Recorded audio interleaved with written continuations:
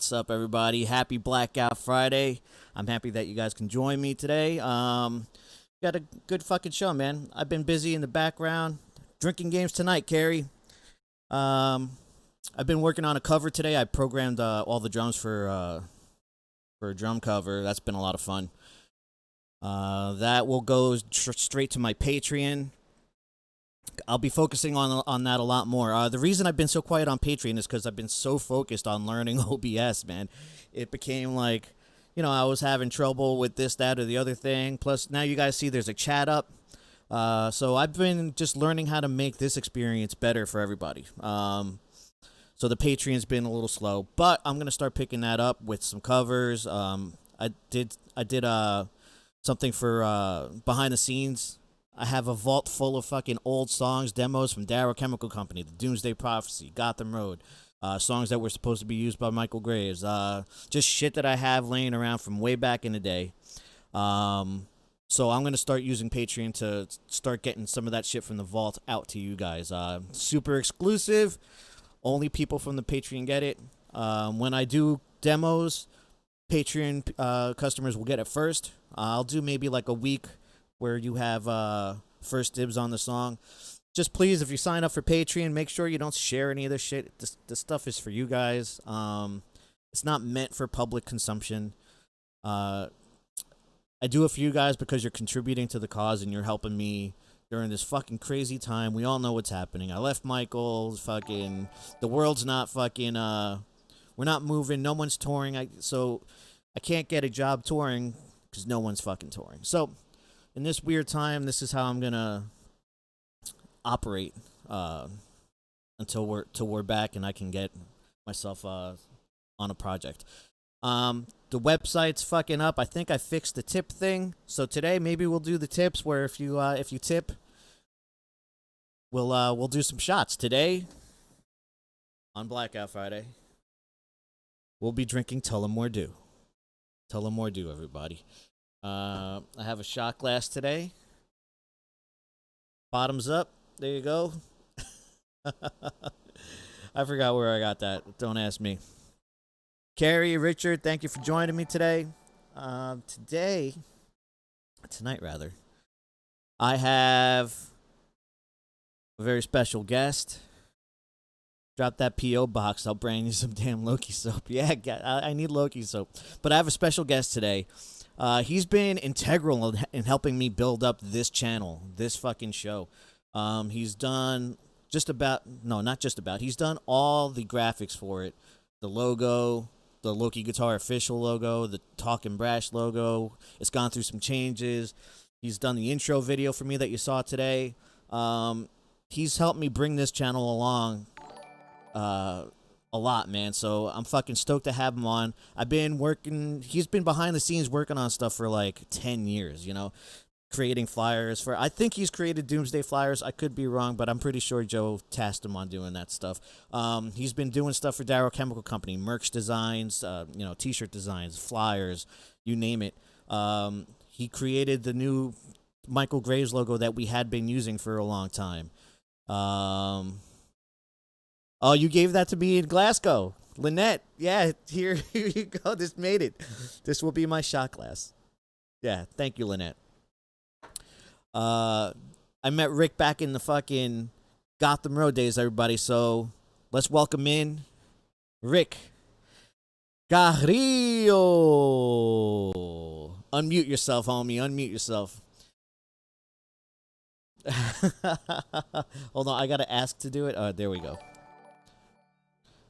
There we go. All right. So, Rick, man, what's up, dude? How you been, man? I am good. I'm here. You almost didn't make it. What happened? I almost didn't make it.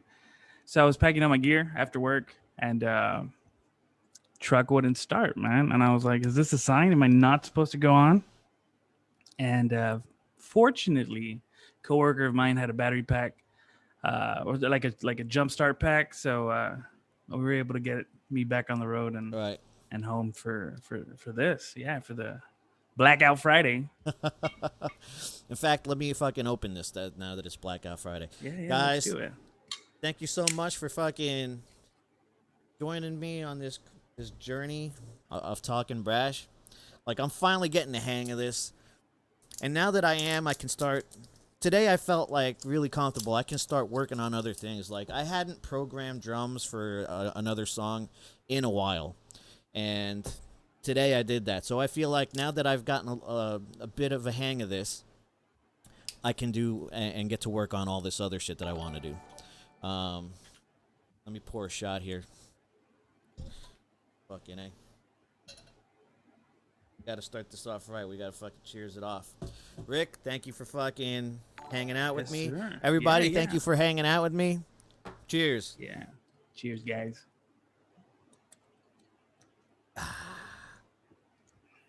So, today, it looks a little stretched out, guys, but it's better than last time. We have the chat up. Anytime someone likes the stream or is following a stream, a little zombie runs across the fucking screen. We're like a real live stream channel, bro. Yeah, bro. It's gonna be good.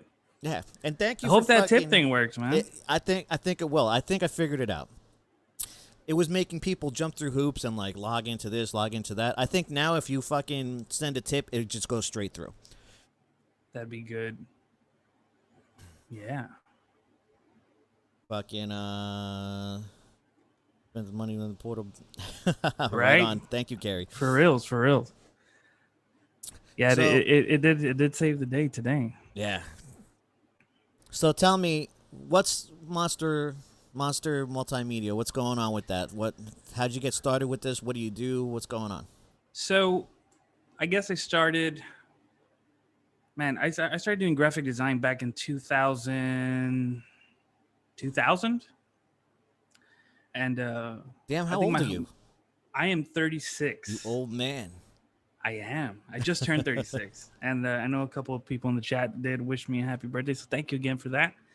But yeah, so I'm 36. I started back in 2000, I guess, doing graphic design.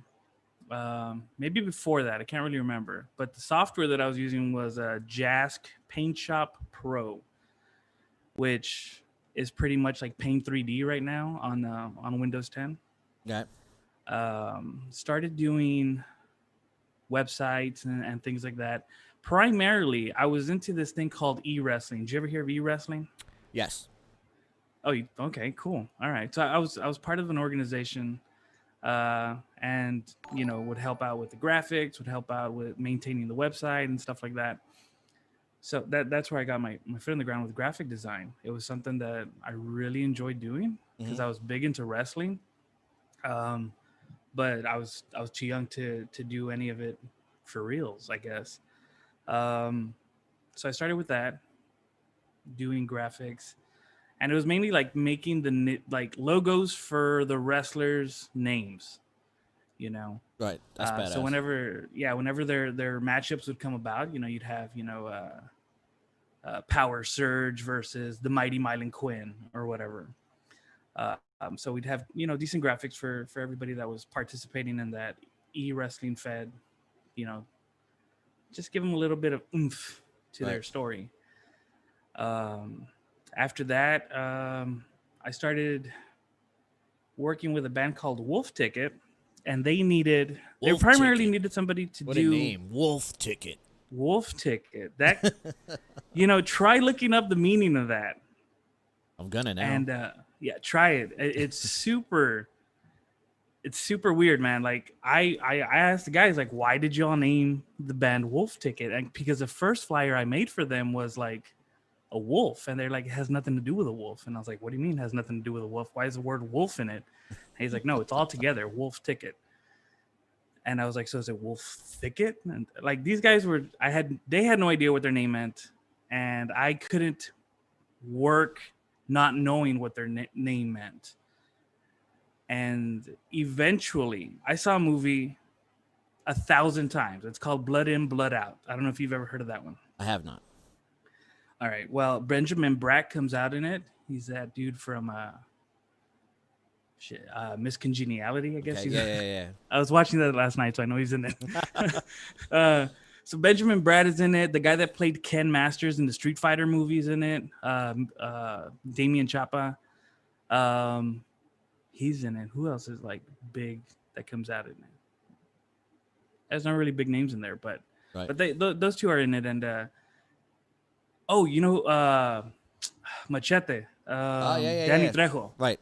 right? He's like low in the chain of the movie stars in that movie, right? But he says something about we're busting him because he owes a wolf ticket, and so it's like a gambling debt apparently.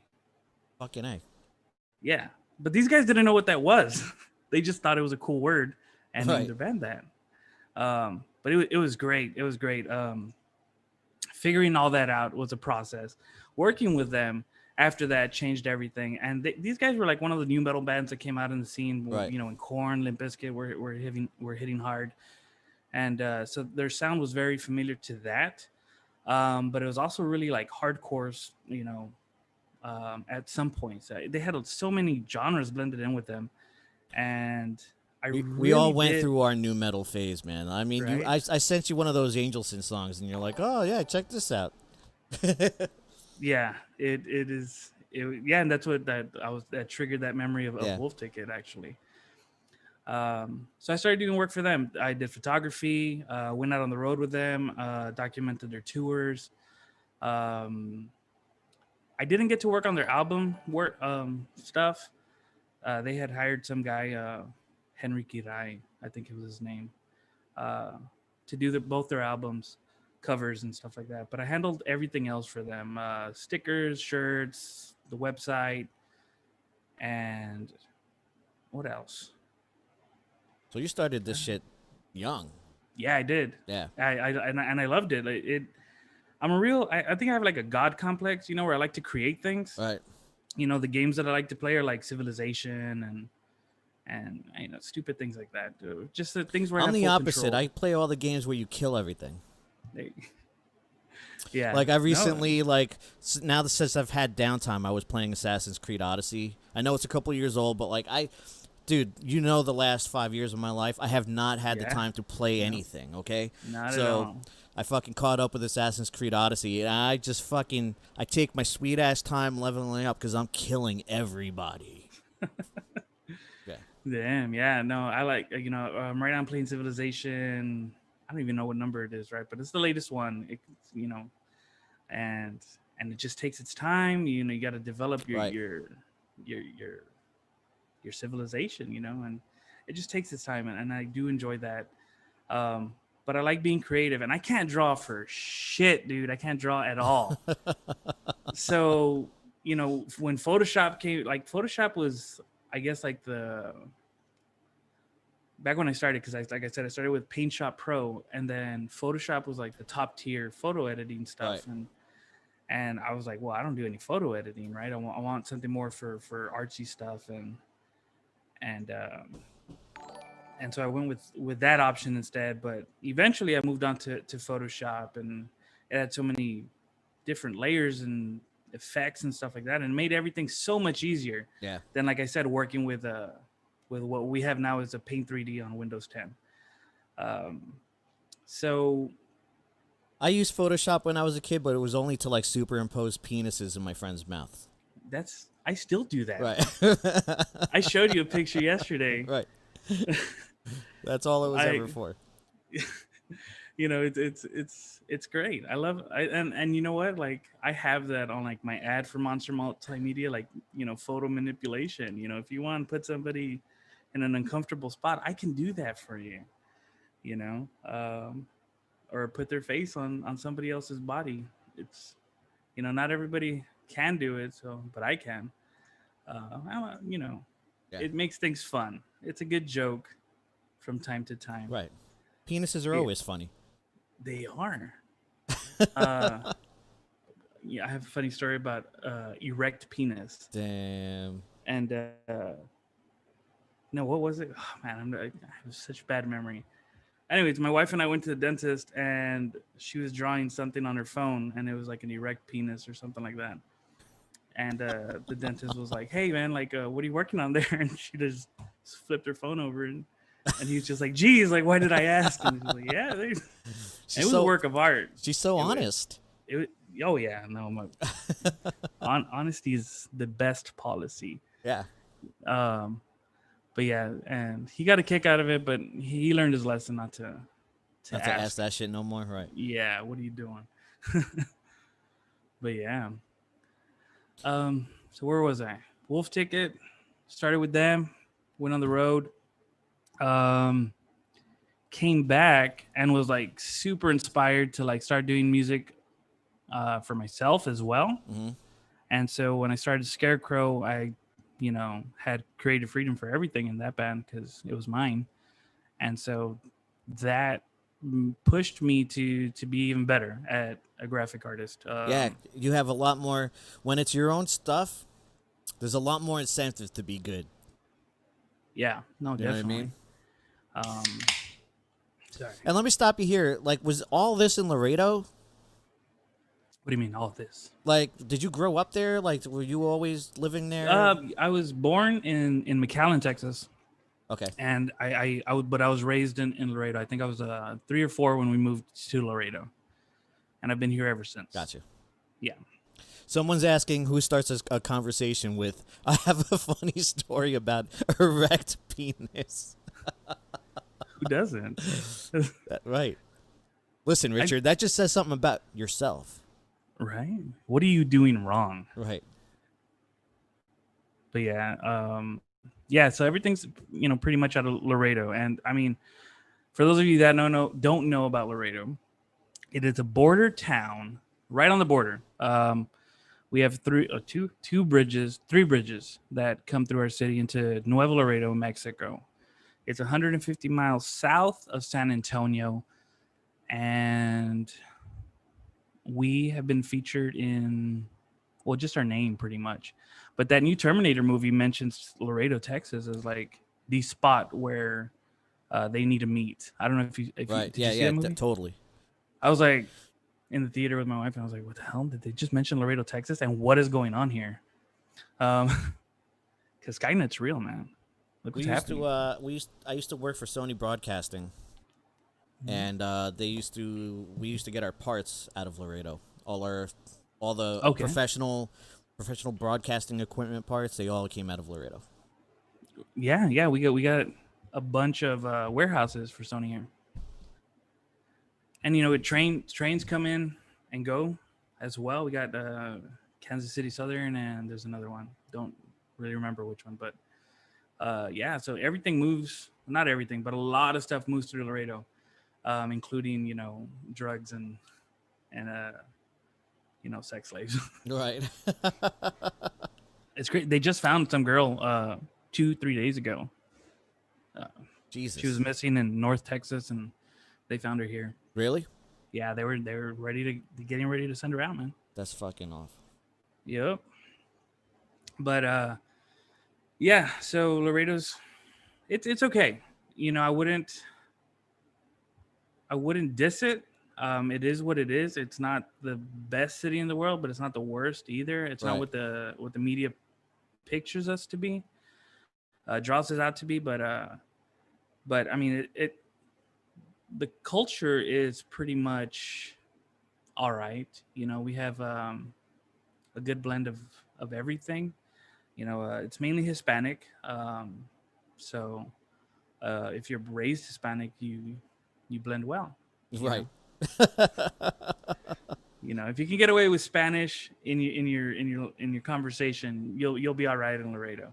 And if you don't speak Spanish, you might as well have some money. So but yeah.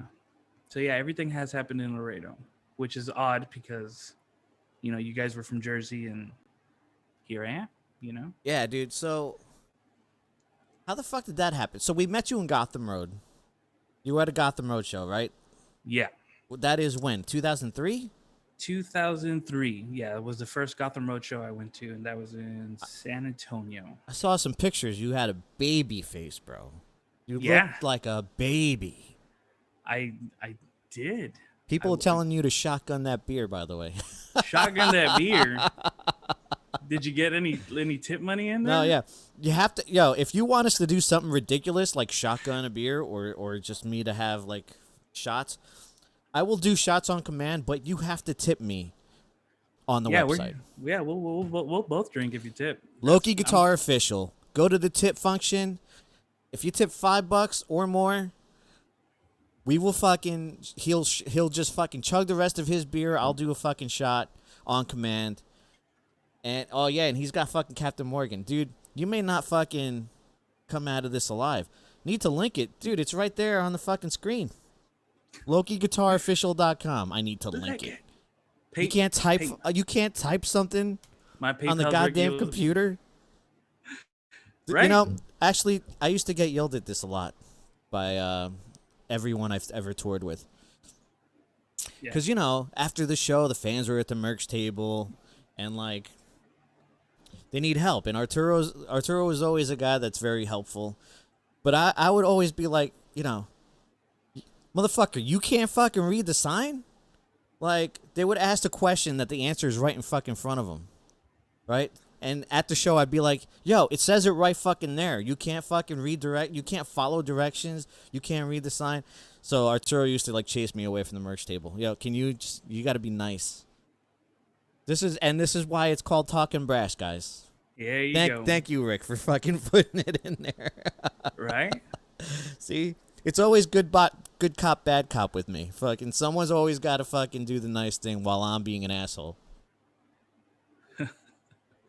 Yeah, no, it you know, it is what it there's is. got to be a balance. There's got to be a balance. Right. I'm seeing the life's chat all box. about balance. That's cool. Shotgun that beer. Yeah. Oh, that's Edward. That's my buddy Edward. No, I'm not gonna shotgun. I don't know how to shotgun. Donnie, what's up, dude? Thank you for joining the stream. What's the plan? Yeah, I plan to have a good time. We're drinking. He's drinking beer. I'm drinking whiskey. A little Tullamore, a little Tully. And the plan is just to it's Blackout Friday. We do what we do every Friday and get blacked Diego, out. drink with us, man. Go get a 12-pack or an 18-pack or how much to chug a Four Loko. The Four Loko is at your mom's house. Love. Yo, the Four Lokos were no joke. We used to get so hammered off of Four Loko. They're crazy, man. Yeah. They're crazy. That was definitely a way to fucking black out. Yeah. And I've been having a problem every fucking Saturday after this show because, like, all right, once this show is done, like, the drinking, like, I can't just, like, stop drinking once I've had a few shots during the show, and then the show's over, and I'm like, well, what the fuck am I going to do now? Let's keep drinking. Of course. So I've been actually blacking out every fucking Friday, and every Saturday I get nothing done because I'm just fucking hungover, man. Trying to recover. Yeah. Yeah, no, the Howie Wowie blackout. After the show, I kept, drinking my bottle of rum, and I started playing Fortnite, right? Right. And my buddy's kid was playing that night. He joined the squad, and he wasn't following directions. Like, hey, go here, go there. This guy's on top. Totally ignoring all the suggestions. And so I just started cussing him out. And then I told him, you know what? Your dad probably beats you because he doesn't get laid ever since you were born. And I don't remember saying this. All right. He got on the next day and started telling me, like, hey, man, what were you telling my boy? I don't get laid. And I was like, oh, shit. You talking shit to my son, man? I was talking brash, bruh. Hashtag that shit. Damn. Oh, I'm sorry. Wrong bottle. Wrong can. Yeah. Oh, man. But yeah, man. It's been fun. Yo, Lynette just tipped us, so we got to do his shot. Oh, shit. Okay. I just got a notification. Lynette. Nice. Hold on. I had one on deck. I knew someone would do it. This is actually our first tip ever. So we know the tips work now. There you go. Look, it's a little zombie. Yeah. Running over my head. Lynette, I appreciate you. Fucking tonight might be a really good show. Who knows what I'll say? We'll fucking say something crazy tonight. Dude, there's a lot of stuff to talk about. Cheers, guys.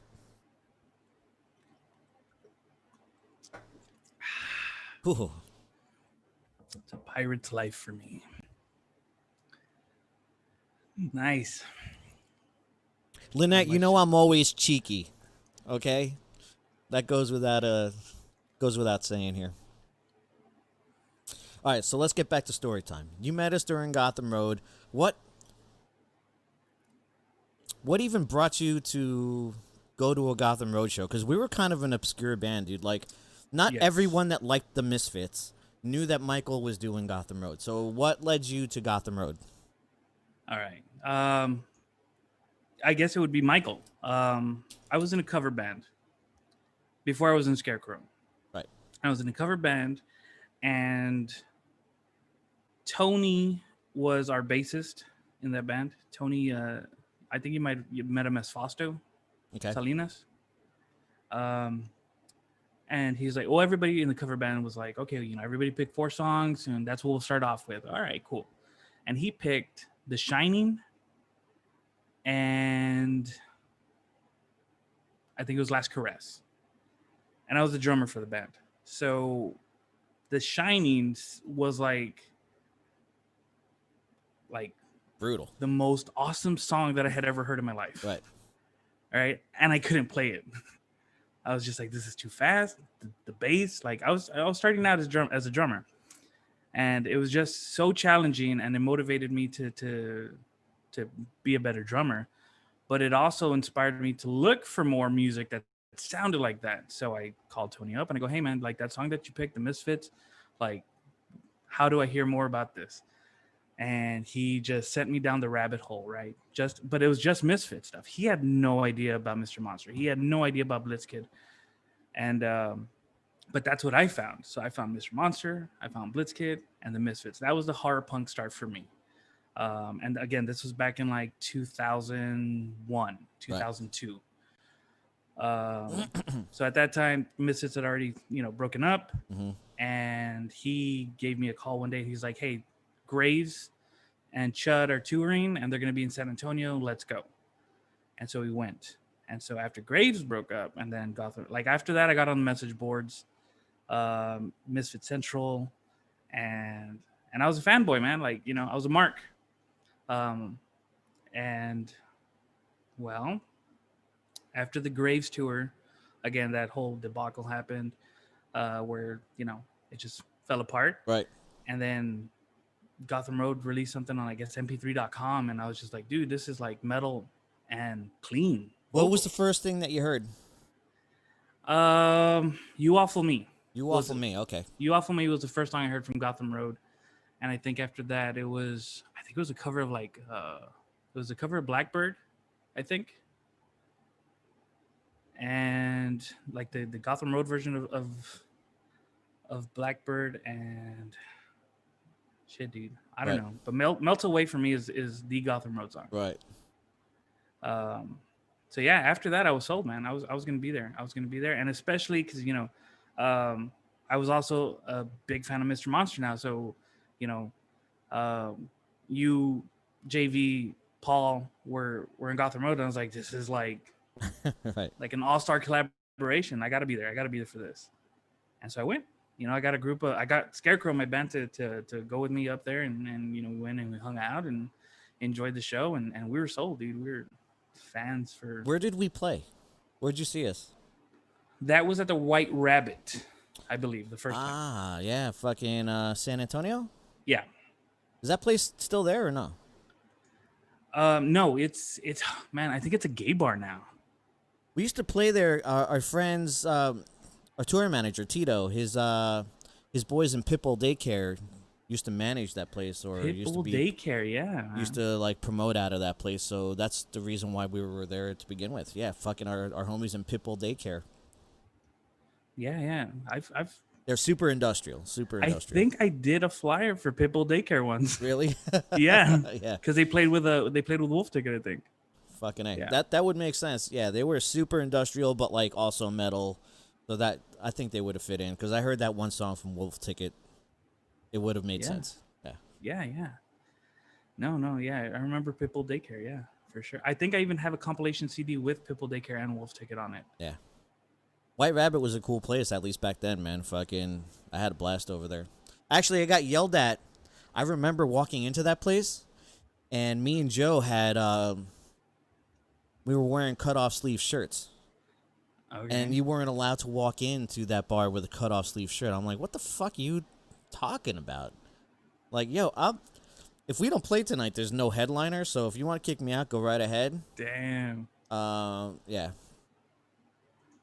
That's kind of the shitty attitude I carry with me always. Like, yo, you can kick me out, but then you're not going to make money tonight because everyone's kind of here to fucking... they're going to buy booze because they're hanging out with us tonight. Of course. It's a shitty That's what they're there for, man. Yeah. So anyway, how did that... Jesus, this was a savage, man. Jeez. How did that turn into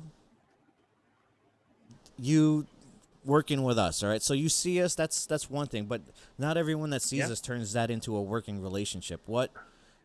How did that go? Because I know you and Joe, we did the Darrow stuff, but then you started doing some of our merchandise. You started doing designs for shirts, our flyers. How did you just stick with us? And I mean, Joe really, he'd message me, hey man, can you help out with this? Right. I'd be like, yeah, of course. And let me know what you need. And so he'd send me some details. And, for some reason, everything had to go through you too at that time. Like, yeah, it was his band, but he had to go through me. Yeah, so I'd send him something. He's like, all right, let me send it to Loki. See what he says. And I was just like, well, why am I not just talking to Loki? Right. And, but no, like, so. I'll tell you why, because this is a true story. I am blind to the aesthetics of thing. I am the least aesthetic person in the planet. And it was a fault of mine, which is why Joe was always in charge of merch designs, shirts, the flyers. You could literally just put everything in an Arial font. And as long as it says the right information... That's what I use now, man. Is Arial. Yeah, I'm cool with it if it says the right information, right? But Joe has an image that he wants to fucking look after, and he's very aesthetic. Like, if you look at him and look at me, he's very accessorized. He's got patches on his fucking shit. Like, I'm just walking around in a plain black shirt. I'm wearing a Darkest Hour shirt now, but usually, like, I play in plain black. I don't like sponsoring things. I'm not about the look. I'm about the substance. Not that Joe isn't about substance, but he loves the look. That's just one of the things that he absolutely loves about horror genre in general, whether it's the movies or the music. Like, everything's got this image that he wants to fucking do. So that's why you were talking to Joe and not to me. Gotcha. Yeah. Because I didn't give a fuck. Yeah, no. Our flyers could have been a pizza, and it would have said our name on the pizza, and I would have been fine with that. That sounds like a good flyer, though, right? I think I have a flyer with like a huge ass fucking burger, and then it's just got the band names on the side of it, for a punk band out of San Antonio. And I think it was like a Carl's Jr. burger also. Like, it was just like, oh, let me just use this, and it was like a 20-layer burger. You should have got a fucking Sam's Burger Joint fucking burger. Did you eat there? I did. What'd you think? So we played with the Cutthroats. Yeah. At Sam's Burger Joint. I didn't play. It was Graves. I mean, the burger wasn't anything special, but it was huge, and it said Sam's Burger Joint on the bun, so it was, it was awesome. Yeah, they branded it. Yeah. It was crazy. Yeah. Yeah, it was nothing special, but just the novelty of it was cool. Yeah. So let's see. So Joe reached out to you first. Yes. Well, maybe I think I might have said like, hey man, if you need anything, I do graphic design, just throwing it out there. And I think maybe like a year might have passed. And, that's when he said, hey, man, do you do this? And I was like, oh, yeah. Yeah, I do. And he's like, all right, cool. Well, send me something. And then if we like it, we'll use it. And I was like, all right. So I'm auditioning to be a graphic designer. That's cool. Yeah. Do you remember the first thing you made or no? I don't, man. You don't? And and I was trying to like prepare for this and get like my graphics up and lined up, but I've gone through 3 different computers in the time that I've been working with y'all. Right. And so I was trying to find, like, I don't have anything from Natural Born Grillers and back. So it kind of sucked not being able to go back to that. I mean, it's all on your pages, of course. Right. I mean, you all have been sharing all that stuff, but if it wasn't something that I don't know, I didn't really share everything on like my like business page and stuff like that. I don't normally do that.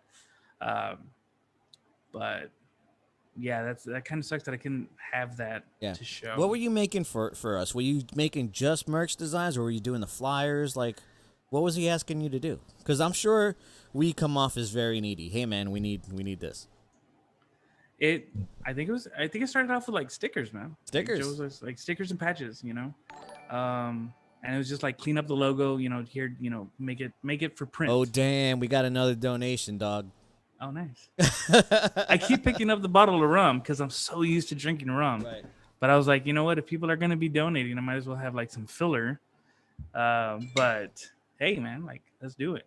Gilbert, who's this coming from? This is coming from Gilbert. Gilbert hasn't checked into the chat at all, or maybe it's a fake name. Doesn't matter. He's a lurker. He's a lurker. Yeah. Maybe it's He's Dr. texting me. Maybe it's Dr. Chud. Gilbert. He just told me I tipped. LOL. Cheers, man. Dale pa' allá. Oh man, yeah. Blackout Fridays are gonna be dangerous now that the tips are working. I told you, man. I was like, you got to fix this. I ended up paying Patreon like I don't know how much money trying to tip you. The first you didn't pay anything. Show. I didn't pay anything because I couldn't. I bought a subscription to Patreon. Now I'm like a creator or something. I don't have anything to create for Patreon. It must have been Blackout Friday because I was about halfway through the bottle and I was like, yeah, let me send Loki some right. like, and I was just like, yeah, this isn't working. And you were like, it works. And I was like, it's not. Like, it's sending me in circles. Right. So Lynette's asking what kind of style that you've been doing, but she says she's not seen the work. But Lynette, have you seen any of the Darrow stuff? Because Rick's actually you've done shirts, right, for us? I've, yeah, you know what? I did the Defend Horror. Well, no, that wasn't Darrow. That was the WHB Records. Right. But it's the same shit. Yeah. Right. Defend Horror Punk? Defend Horror Punk shirt. I mean, it's super simple. I mean, is that with the chainsaw? Yeah, it's the one with the chainsaw. I did the Mr. Monster. Of course, James Rowe did the front of the shirt for Mr. Monster's proudly serving 13 years. Right. Shirt. I did the layout for that one. So the back end is mine, and James Rowe did the front. What else? I did, like you said, everything from I think what year are we? 2020. Yeah, it's 2020. Shit. The best year ever. I'm cool with it. Yeah, I am. Like, I still go out to restaurants and stuff like that. My wife and I go, and it's great not having anybody around, but that's the way we are. We're like, right. we don't like people. Listen, you're talking to a guy that does not know how to be home. I don't know how to be home. And today, Joe Rogan released a podcast with Mike Tyson, and he was talking about like the highs of like performing and fighting, and then once you're done not being the guy that people see you as, you go back home and you're doing nothing. Like, you lose yourself. So like in 2020, man, I've lost kind of the person who I've been for over 20 years, man. I'm there was a chunk in the middle where I wasn't touring a lot, but the last 5 years, I spent more than half the year on the road. So when I'm home like this, I don't know what to do. I've learned how to be that guy on the road and live that way and survive. When I'm here, I am like depressed. I don't know what to do. I gain weight. I fucking don't. There's no structure. Like, it's the worst thing ever for me to be just home alone and being here. So Yeah, it's been a fucking tough year. Aside from all the mayhem that's happened on top of that, just being home has been awful for me. Yeah. No, I get it from years. I mean, like, yeah, like you said earlier, I know what you've been doing for the last so many years. Um, because I've been doing the tour posters for y'all. So yeah, you Right. not being home and going out on the road and all over the freaking world, it's yeah, I know it's a big change for you. But man, like for me, it's the total opposite. Yeah. Like, yeah, yeah, I love it. I love it. You know. So someone's asking about your style, and I want you to answer it for her because she's actually asking you. So Yeah, no worries. So my style of graphic design is horror punk. That is a passion that I've had ever since I heard that song, The Shining. So everything that I have done has been inspired by horror. Up until I started working for the city's public library, which I had to change everything drastically. Um, I had to go from using, you know, blood to happy children, and damn. that's not something that I was used to at all. Right. But I mean, Um, it's not been so bad, right? Because at the public library, you have been doing these wrestling vignettes. I had Oh I am man, someone such a else good. donated. Oh, nice, nice. Christina Leal. All Oh, right, that's my hold on. wife. She wants me to Right. black out. Apparently, Is it because she's not home? she's not home because if she was here, she'd be on top of me because she'd be like, Right. frisky. Frisky. Oh, I see the zombie now. Yeah, a frisky Nice. wife. That's not a bad thing to have. It is not. It Hey, is not. Christina, I miss you guys. Thank you. Cheers. Thanks, love. Oh my god. About This 3 will shots definitely worth. be a show for the books because I will be hammered by the end of it. Nice. Yeah, no, so at work at the public library for the city of Laredo, I've done such a good job there that my boss kind of gives me creative control of um my job. Um so I'm a big fan of wrestling, and I told her one year, like, hey, what if we have a lucha show here inside the How library? long were you there before you had the balls to ask for that? Uh shoot, 3 years? Okay. Yeah. Yeah, maybe 4 years. Everything usually works in four there, Right. where I'm at. I'll ask for something, then 4 years later I'll get it. But yeah, so she was like, well, how can you tie that in literary? And I was like, good question. And I found an author. Did you give her fucking Leaping Lenny fucking Puffo like the genius? Like, Dude, no, I came back a day later and I was like, we'll get an author involved. And she's like, what author? And I was like, Shawn Michaels. And she was like, how much is that going to cost us? And I was like, I don't know. And so I looked into it, and Shawn Michaels was $13,000 for 4 hours. So I was a little disappointed. hold on. My wife how is much? saying that she donated twice. Who donated twice? My wife. Oh yeah, I actually got a message, so we can get a little frisky. Nice. Yo, There your you go. camera froze. I don't know what's going on, but I had no idea. I can hear man. you just fine. So we'll Yeah, just, I'm looking at myself frozen. Right. I think it's because I have stuff open. Let me shut it down. What else can I close? But anyways, here's the drink. Jesus Christ, Christina, we're all. You better be ready for a three-way because we're all about to get a little frisky right now. Fuck's sake. All right. That was good. I love rum, man. Cheers. Lynette, thank you for the shot glass. It's coming very in handy right now. Cheers. Diego, we need you at 9 p.m. to squat up this guy. All right. Yeah. So I'm still you frozen, you right? tell the library. All right. Wrestling is totally literary. Where all these wrestlers are authors. You try to get Shawn Michaels, and how much does he cost? 13,000. Fuck that. Yeah. All right. So what happened then? So I found a dude that would do it for 500. What? Who? Javier Garza. He was from the valley of Texas, 956, and he's an author illustrator.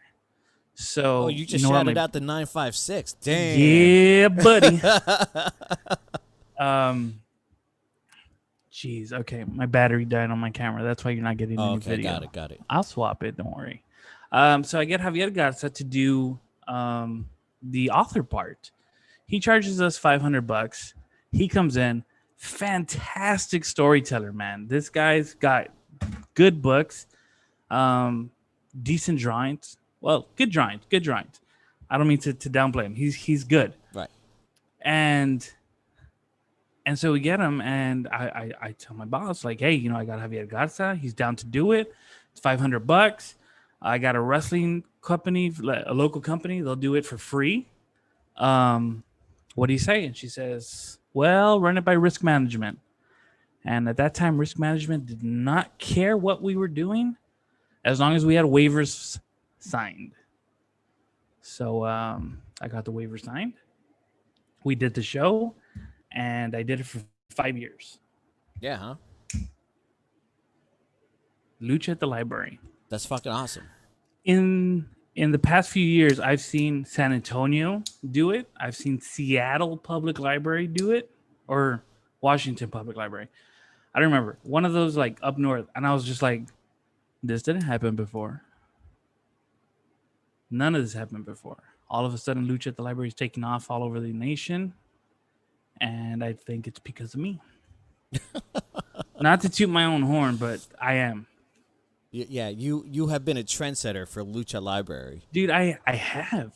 You know what? I also did, like, I brought karaoke back. Right. Into the educational aspect of things. You're What getting does the that mean? EOS webcam shit. What the fuck does that mean? Dude, like, as a library, or because I drive a mobile library. It's a freaking bookmobile that's like the size of a recreational vehicle, an RV. It's like 49 feet long. Right. And so I go to schools. This is my normal job, guys. All right. I go to schools, and I had to find a way to entertain kids with reading. So I bring karaoke into the mix. And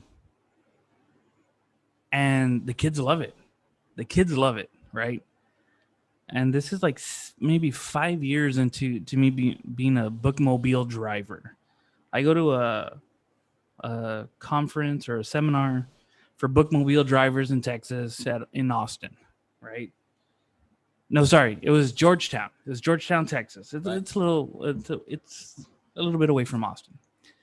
So I do that, and I tell them that I'm doing karaoke, and they're just like, "What?" I was like, "Yeah, karaoke." And they love the idea. It's like they never heard of karaoke before, and I was like, "Look, the kids are singing. They're reading. How many times have we not heard a Danzig song and not know what the hell he's saying? So but you read the lyrics. You turn the fact that they have to read off a monitor into that it's educational. Yeah. Isn't that great? Amazing. It's crazy. I fucking love it. I love it too, man. Like, because I love music. So, I go to schools. I tell the kids, hey, what do you want to sing? Pull it up on the YouTubes, and there we go. We have some fun with it. That's amazing. So, I started seeing that take off as well around, the bookmobile right genre of libraries. Karaoke. What, do you have a name for that or no? No, it's just karaoke. That needs a clever name. It does. but I just didn't think of anything. I'll at have the to time. think I was of just one like, for I you. thought everybody was doing this, but no, nobody was. Let me get my cam back up. Give me a minute. Yeah. Fucking library karaoke, man. What can we guys? You gotta help Rick come up with a name for this. You don't know what Carrie. You have missed shots. In fact, we've had the most donations tonight of any night ever. And I'm already half in the bag. I got to tell you guys, as you can see by my face, that's completely red. I am half in the bag. All right. Yeah, I think I'm right. back. Now we got you.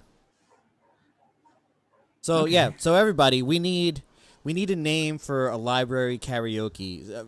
Rick somehow cleverly managed to say karaoke is educational. Well, we're helping kids read, and they're listening to music. So yeah, kudos on you, but we need a name for that. You can't just La Banda Laredo. No, that's not a good name. No, that is not. Diego, sorry. Yeah, we need a better name than that. Yeah. So I did so I just started doing that, and so I go to schools doing karaoke. What songs were you doing? Could you only? All right, so did they have like a filter? Like, yo, man, you can't do this song. Luckily we're from we're a public library, so it's not so controlled, I guess. Right. And because there wasn't any really rules for it, I had one kid. I think we had just done like some 21 Pilots, right? For one of the kids. And I was like, okay, that's all right, you're stressed out. Cool. All right. You're 7 years old, you're stressed out. And then this one kid he's sitting right in front of me, and he's like, "Sir, play 2 phones." And I was like, "What?" I was like, "I got 2 phones, sir." And I was like, "Oh, we're not playing that song. I'm sorry. I don't know what rap song you want to hear, but I'm not going to play that for you guys because I have no idea what's inside of that." So if I think it might be inappropriate, I'll filter it out. Right. Yeah. And what to you is inappropriate? Like I think for the elementary age, anything with like fuck or anything derogatory towards women, no, no, you're a bitch. I mean, if it was a dog, then all right, that's like cool. every fucking rap song, dude. Exactly. So it's really tough to get to some of these kids. You can only sing Frozen so much, but that's what I mean. At least that's one of the downfalls to that program is I got to hear that song like 100 times in a year. Yeah, way more than I want to. Yeah. Do you even have kids? I don't. Yeah. So you should not be hearing the Frozen stuff at all. I shouldn't. And I hear it so much, man, so much. Damn. I guess that's what they pay me for, is to tolerate Frozen. And it's been like I don't know how many years since that movie came out. Like, why are we still singing that song? Well, yeah, man. I wish I fucking grew up learning how to read with fucking Guns N' Roses. You know what I mean? Like, yeah. Hey, Civil War. Or like Rocket Queen. There you go. Or My Michelle. Michelle. There you go. Your mommy works in porno and your dad's not around. Yeah. Those are exactly the words I needed at that time. Old Town Road. I see Carrie post something. However, my 6-year-old only wants to hear Old Town Road. There's a Kids Bop version of it. Is there? Yeah. And so I've had to hear that song over 100 times. Yes. Since it came out. I want to tell you about Appetite for Destruction, actually, because my mom did not know what she was getting into. Appetite for Destruction was the first cassette I ever owned for myself. And in 1986, I am 8 years old. Nice. Okay? And I was hell-bent on Like, I need this Guns N' Roses tape. And my mother, she loved rock and roll, but she was like more of a Van Halen chick. Like, she loved the fucking hair metal. Yeah, So yeah. she heard the hits of Guns N' Roses, but didn't know what she was getting into when she bought me Appetite for Destruction. I The mean, fact that Mr. they were talking about Brownstone is... doing fucking drugs. Yeah, And definitely. everything that Guns N' Roses talked about, she had no idea. Yeah, it's a great album though. And it fucking changed my life, that fucking shit. You know what I mean? Like, imagine an 8-year-old, like, hearing that for the first time, not just Shit. like guitar playing, but like the content of it. I'm like, and you know, as a little kid growing up in North Bergen, like, I was a hardcore gangster rap guy, like Tim Dog, fucking all the East Coast guys were battling with the West Coast guys, but like Tim Dog was my guy. I don't think I've ever heard of him. Tim Dog was he was the Eazy-E or Okay, the Dr. Dre of the East Coast. gotcha. He was the full blown gangster of the East Coast, and but there were plenty of guys like that, and it was like late '80s, early '90s, before Dre Day. You know, before the Chronic. Yeah. That was like the toughest shit ever. It was like Naughty by Nature, Tim Dog, fucking all these guys. And Slick Rick was on the West Coast, you know, doing all the West Coast stuff. So I grew up with all that, but Guns N' Roses came into my life, and I'm like, Nice. no, I'm gonna play guitar. Yeah, you know, and I was listening to that album actually like a couple days ago, and I was thinking like, man, how come you don't hear, you know, guitar sing anymore? You know, why isn't that popular these days? Yeah. You know, Slash was just amazing. You know, it's a lost art, I guess. I don't know. Maybe I'm just listening to the wrong music, right? Do you know who Diego is? Diego Lastra? I do know Diego. Yeah, He's talking yeah. about the Big Green Tractor song.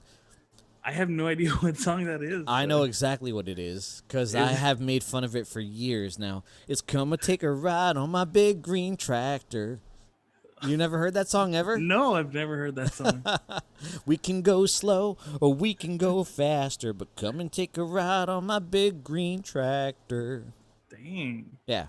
So you make fun of it, but you know it so well. Dog, I live in Nashville now. Oh, that's true. Yeah. Jeez, man, Nashville of all places. Yeah. Well, I guess it beats Laredo, you know. Like I always question people who move to Laredo. Like, why'd you do that? What's wrong with you? Never in my life did I think I would live in Nashville, Tennessee. If you asked, even when I was 10 years ago, a 30-year-old Loki, are you ever going to move out of Jersey? And especially, are you going to move to Nashville? No fucking way, man. No fucking way. Who would move to Nashville? Who would move to Laredo? No, nobody. Nobody. Only people are moving out of there. Dude, yeah. People use it like as a stepping stone, but yeah, Nashville. You know, it's music, right? Like there's music there. Right? Yeah, there's music, but there's music everywhere, dog. You know what I'm saying? Like, like I could have been doing bachata instead or something. Dude, I love bachata. I know you do. I love bachata. My wife hates bachata. Well, no, she likes like after Aventura, the singer went and did something else. She likes that stuff. I forget his name, but I love Aventura. Like Aventura, adventure. I think that's the translation. Ohio. Who mentioned Ohio? Oh, Clayton. Clayton's he used to live in Ohio, but now he's in fucking Saskatchewan. He's in fucking Saskatoon, Saskatchewan, man. Like no one lives out there. Only fucking Sasquatch lives fucking in Saskatoon, yeah. That's crazy. So this guy's searching for Bigfoot? Horchata. No, he moved there on his own. He got married and he made a choice to move up there. He wasn't forced to go up there. He just went up there. So like his only friends are moose and fucking Bigfoot. I've never seen a moose. Have you? Like from Harry and the Hendersons, like Yeah, no, I've seen Harry and the Harry's his Hendersons. friend, and just a couple of moose. Dude, I love that freaking quote from that movie. We got some guns, we got some big guns, but I'm sorry, we're all out of big ammo. Like, yeah, it's a great quote. I don't know why, but Yeah. it would suck running out of big ammo if you have a big gun. But yeah, man, Harry and the Hendersons. I love that movie. Clayton says beasts are born, not made. While that's true, listen. You've gone to Saskatoon. You're no longer relevant. Like you don't even have a football team to root for. You know what I mean? Like you have nothing to live for. Root for the Dallas Cowboys. I don't know. No, They suck. It's worse than that. He's a Cleveland Browns fan. Wow, they're still a team? They were racist. so bad they moved out of town and started winning. And then they were like, they felt bad for the people of Cleveland because they moved to Baltimore, started winning, and they're like, all right, we got to let's give them back to Cleveland Browns. Right? Yeah. You know, I thought this koozie was a natural born griller's koozie. It is not. Oh, it is not. It isn't. I thought I was like, oh, just send me one of my designs. But no. That is just a Wow. straight up 245 barrel fucking. Yeah. Yeah. 245 go. You know, man, I was such I am a big fan of Darrow, Mr. Monster. Yeah, like I love the music. I love everything y'all put out. I think I was listening to Plastic Smile just 2 days ago, like on the regular. You know, it's not anything like, oh, you know, weird to do. It's natural. Right. This is our year, Diego says. Cowboys don't have a year ever. It stopped in 1994. No. Sorry. As long as Skip Bayless is a fan of the Dallas Cowboys, you guys will never win another Super Bowl. I'm sorry for you.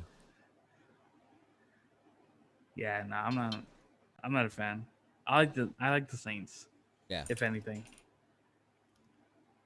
But yeah, man. You know what's weird for a guy that is such a... Are we doing...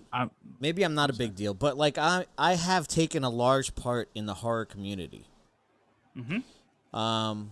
For a guy that's taken like such a large role in this community, like I did not grow up listening to any of that shit. What'd you listen to? I listened to like Sepultura. I listened to Van Halen. I was very much a fucking hair metal 80s guy, but also extreme metal, like, you know, fucking... I loved Sepultura. I loved Testament. Metallica obviously came along with that. Megadeth. Yeah. Pantera, but I loved At the Gates. I loved just extreme metal from all places, man. Yeah. That's cool.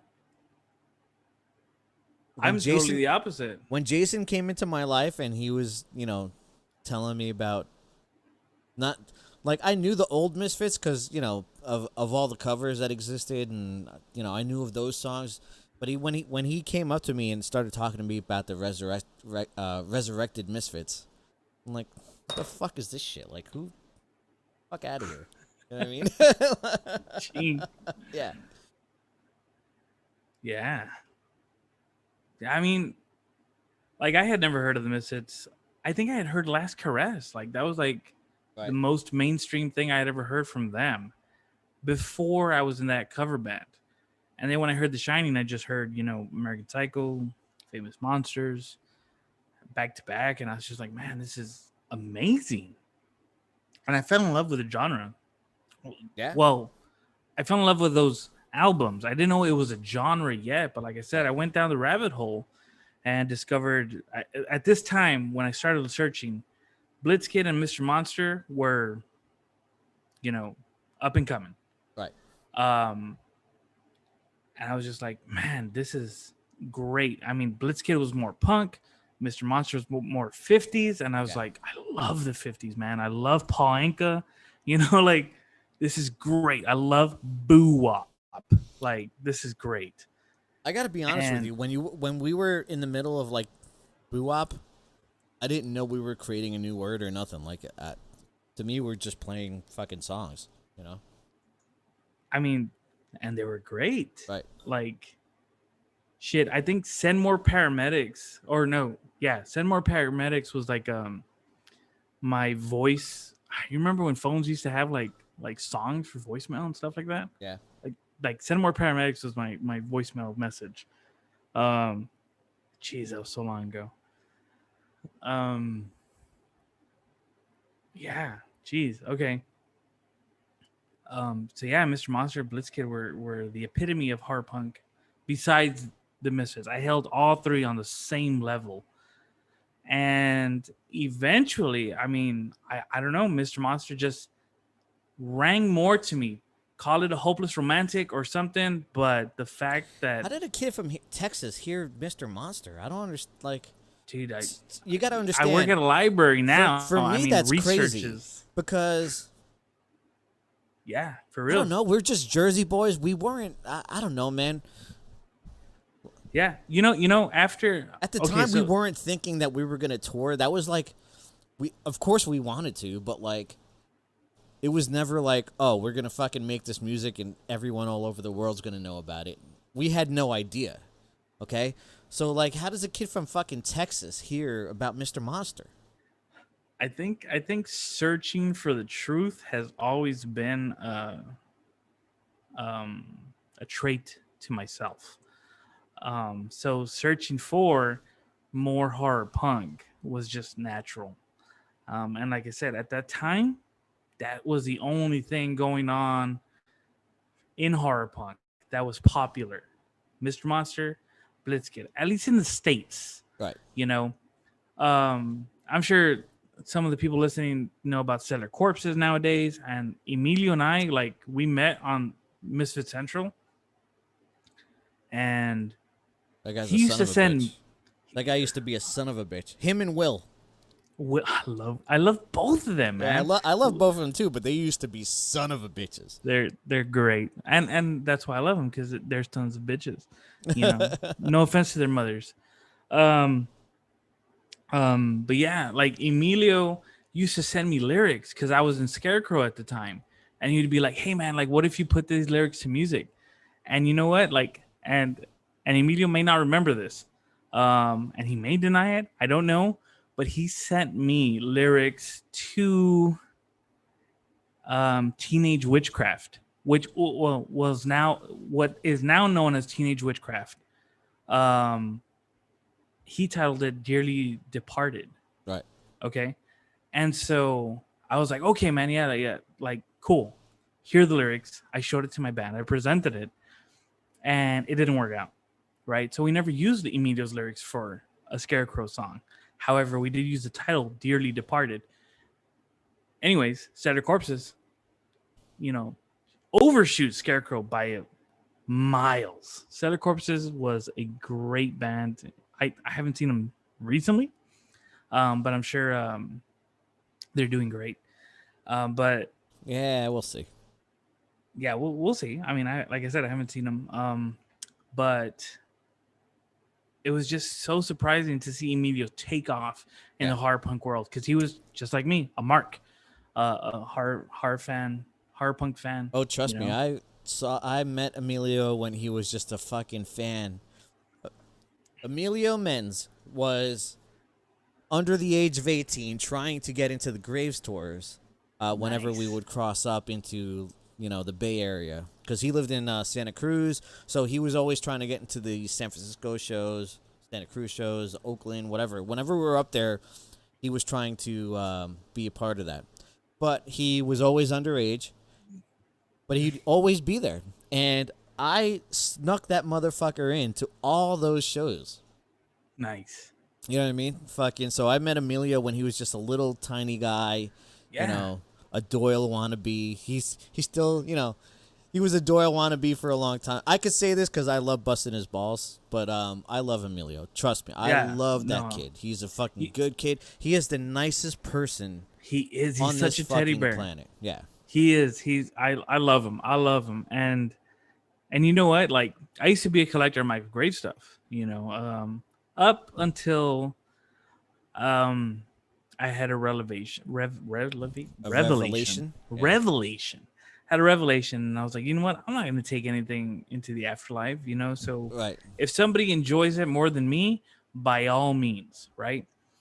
So I had a bunch of Michael Graves stuff, and I took advantage. I'm not going to lie, and I sold some stuff on eBay.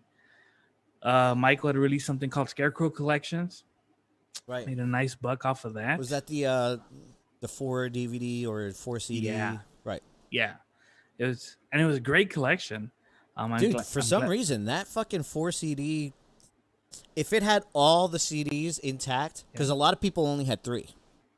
Okay. But if you had all 4, you could make a fucking buck off of that. Yeah. No, and I did. I think I made $4 off of it, off some dude in Canada. But yeah, it was ridiculous. It was ridiculous. And then after that, like, who brought down Stellar Corpses to Laredo? I think they came down with somebody. I don't remember. Jeez.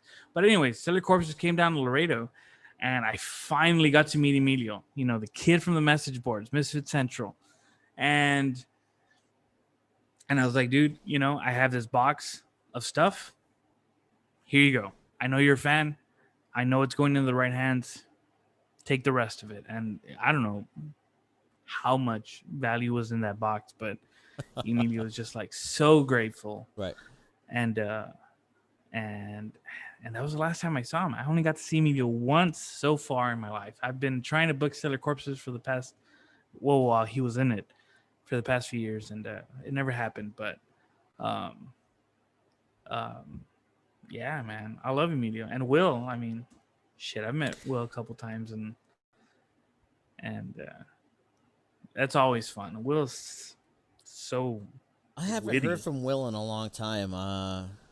But mostly because I'm not on social media anymore. Like like I know I say I'm not on social media, but here I am streaming on social media. But I've deleted that shit off my phone. Oh fuck, we have another tipper. Oh yeah, who? Lynette. Let's do it. Lynette has tipped, yeah. But so hold on, before we drink for Lynette, I have been off social media on my phone. I've deleted that shit off my phone because it's been a very toxic environment for quite a while now. Okay, so Yeah. that shit's off my phone. When I do post on social media, it's just to post my shit, and I don't read anyone's shit. I don't know when anyone's birthday is. I don't know what anyone's going through in life. I have stopped being on social media like everyone else. I literally just post my crap, get the fuck off. I don't know how many followers I have. I'm sure people have dropped off recently. I don't give a fuck. I cannot be a part of that. I can't participate in the everyday of social media. But in that goes a loss. Like Will, me and him used to talk all the time on Facebook and all that shit. So unfortunately, I don't know what he's up to anymore. He dropped off for a while too. I don't know if it's because Facebook banned him, but I'm sure they did. That guy is one of the biggest trolls I've ever met in my life. He's the greatest. In fact, he's the greatest troll. In fact, I think he came up with Dick Arm, no? Yeah, he did come up with Dick Arm. I know you were pretty pissed about that for a while too. No, I was never pissed. I was just like, yo, why would you do that to me, dog? Dude, I really believe he thought you were really offended at that. No, I was never offended, but I was like, come on, dog. Like, they were homies. Yeah, I mean, but I ended up looking like Chris Benoit in that picture. I know it was a penis, but I looked more like Chris Benoit than Dick Arm. Oh man, that was great. I love Will. I went to library conference one, and there was actually a William Barrett in like some Texas history shit, and they have a statue of him in San Antonio. And I sent him a picture, and I was like, "Hey, dude, are you related?" And he was like, "I hope not, because that dude was like a slave owner or something." Right.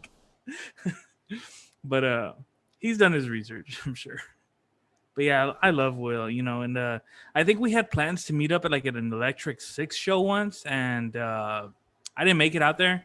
I don't know if he did, But we're looking to meet up at an Electric Six show recently. One time, Or so I once upon a time I toured with Darkest Hour, and nice. I actually did the 2004 Ozfest. I was their stage manager for Darkest Hour. That explains a lot. So we were in town, and we used to play whenever Ozfest had a day off. We used to play like a one-off show in whatever city the day off was in. A day off fest, they used to call it. And Will was at a Darkest Hour show, and I had no idea that he even liked Darkest Hour, and he had no idea that I would be there as part of the crew working. Yeah. And I saw Will at the Darkest Hour show in 2004, and he's like, "What the fuck are you doing here?" It was pretty cool. Anyway, Yeah. Lynette, Oh yeah, here we go. cheers. You guys are the devil. Holy. I'm glad every five. Well, yeah, it's $5, right? Yeah, $5. Gives me a taste of some spiced rum, man. I Right. love spiced rum. I love it. I know you're a whiskey fan. I'm But gonna I have to love rum. change. I'm gonna have to change how this appears on the screen. Like the comment section is stretched. It looks It is? super stretched. Yeah, you're gonna I have to don't- work with that. I don't like how that CSS. looks. There's coding out there, man. That'll help you out. Right. What is this? Just a bunch of noise. It sounded like the Misfits Creep Show 1977. Jeez.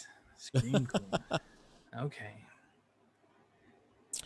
So anyway, Yeah. Where were we? I have no idea.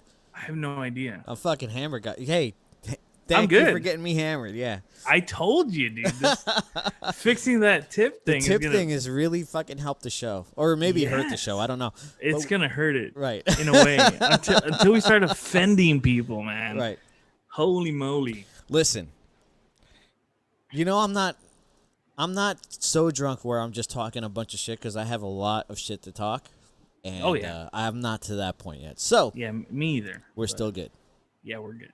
Yeah. I think we're talking about how a boy, jeez, a guy from Texas, Laredo, Texas, hears about whoa, Us Jersey Mr. boys? Monster. Yeah. And it was just research, man. Really, I think ep3.com was like the shit at the time. What was on there? I know we were on there because I put us on there, but what do you remember being on there? Was I it think prom night? it was What- Amy Sue, Okay. Teenage Dreams, and Glow. I think, if anything. Oh, so it was already Glow time. So that was already Yeah. because Glow was later in the game. Yeah, I think so. I Okay. think it was like I said, it was like 2002, 2003 ish. Right. And that's when I started jumping on the hard punk bandwagon, man. It was such a definitive time in my life, like where I was inspired to write hard punk music, and I started my band. Right. And it's so weird, dude. Like I still get likes on the band page, even though we haven't been active since like 2017. And the only reason we were active was because we were opening up for Michael. Otherwise, Right. yeah, we don't do anything. But it would like Scarecrow is the segue to whenever hard punk comes into Laredo. And because that's the scene, Yeah. Scarecrow is hard punk in Laredo, and no answer for butts. Anybody else that's tried to do it, it's sad, it's been real remember- unfortunate for them. I remember the first time I ever played Laredo, and I saw the stage, and I was like, "How the fuck are we going to do this right now?" You know what I Yeah. mean? Like, when was that? Would you say 2016, 16? Yeah, I think when you came down, Yeah. because Michael had been here before that, but acoustically. Right. And Listen, nothing Michael ever did counts unless it was with me. Okay? There And you go. that's just Talkin Brash. Okay. No, for reals. Like that show that he did acoustically here. And you know what? I got audio from it. I don't know what year it was. But him and JV came down in Oscar, the truck. Oh, the truck. Yeah. Yeah. I remember the truck. Yeah. And oh man, I found out, like, being such a fan of Michael and JV. Because I still call him JV. I don't really call him Joe. Right. And I know, like, his friends call him Joe, fans call him JV. I'm still a fan, even though I've, like, known him in a working relationship for all these years. I call him JV. I call him JV out of respect for the fans, but I've always called him Joe. Yeah, exactly. Like, I mean, I know he's Joe, but I still call him JV because I still consider myself a fan of him. He I don't know why he didn't tell me, like, oh, I'm coming to Laredo, you know. But I find out the day of the show, Michael's in town. Probably wanted party favors. Hey man, I'm coming over No, to Laredo. You got no, party he didn't favors? even hit me up for that. Like, like he didn't, like, at all. It was just like I showed up at the show and I was like, dude, like, what's going on? I didn't even know you all were coming. And he's like, oh yeah, you know, like, whatever. Like, nothing. But I think at that time I was still just a fan. You know, we weren't working together. But so I find out the day of the show. I show up to the venue, which is like a super sketchy venue. Like, it's right next to a creek. People have, like, been murdered at that bar that they were playing at, thrown into the creek, like, after the shows, or, you know, shit like that. Real sketchy bar. And it was such a great acoustic performance. Yeah. But afterwards, it starts. Are we both frozen? No, I'm not frozen. Okay. Afterwards, like, we're hanging out outside the bar, and there's a car wash right outside the venue, and Michael starts washing the truck. JV's playing guitar, and my wife and I are hanging out, and then it starts raining. Michael's still washing the truck, and I'm like, what is he doing? And and JV's like, he's washing the truck. I was like, dude, it's raining. Like, why is he washing the truck? Yeah, why? And he's like, I don't know, man. Like, I don't know. And it was super odd, but fun nonetheless. Right. To have that experience as a fan, you know, like, Michael's washing the truck. I'm a big fan of Mr. Monster. JV's playing Teenage Dreams. He's playing, you know, Amy Sue. You know, he's just, like, as a fan, I was, like, in heaven, right? And then my wife and I, or she wasn't my wife at the time, but my wife and I were, you know, like, we started, like, slow dancing in the rain. Not while JV's playing, but we started slow dancing in the rain. And Michael takes out his camera and he's like, hey, you know, you don't mind if I, like, film for, like, the Blackness in the Forest 2 Right. and stuff? And I was like, no, go ahead. You know, and JV asked me, like, why are you all dancing in the rain? He's like, dude, you don't know how often it rains in Laredo. Like, we are enjoying this. Like, we're gonna slow dance in the rain because as long as we've been together, we haven't had that opportunity to do that. And so we did that. And Blackness in the Forest 2, I don't think ever really came out. But I don't think so, no. But yeah, He just keeps releasing the first one. Yeah. And you know what? A Scarecrow shirt makes its appearance in that. I love that. You know what's funny? The lyrics "Slow Dance in the Rain" come up in a Doomsday song. Oh, really? Yeah. I don't know what the hell Brian says. Right. No one can understand him. I love Brian, though. "Life is a Poison." The song "Life is a Poison." He says "Slow Dance in the Rain." It's a lyric in "Life is a Poison." Nice. Yeah. I love Brian, dude. Great guy. Actually, he's my guest next Wednesday. Yeah, I know. I'm still working on that graphic. Right. Did I send you pictures? Or no? You probably You haven't plenty. yet. Yeah. You haven't yet. But I got pictures of Brian. There's plenty of pictures of Brian. Yeah, I got pictures of Brian. In fact, can I do that right now? No, don't do it right now. We got to talk right now. Okay. Who's still watching us? There's people watching us. Yeah, it's hammered. Yeah. They're like, look at these drunk assholes talking. But it's better than the other channel that's going on right now talking about Cross the streams, bro. It's the lamest thing ever. Like they were just so boring. It's just like, Let me The log guy in. telling the stories, the Let me guy give him a asking the hit. questions is like he's really wants to know the answers, but the guy telling the stories is like a wet diaper. He has no fucking personality whatsoever to tell these fucking great stories that he's a part of. If Joe told the stories that that guy had to tell, they would be the greatest stories ever. But Right. since he's telling the stories, it's just like, yeah, it happened and like it was cool and I was there and yeah. That's boring. Who Yeah. the fuck wants to hear that? No one wants to hear that, man. Oh man, now we're literally talking brash now. That's what counts, man. Right. That's what counts. Talking Brash. Yeah. Where did Brash come from?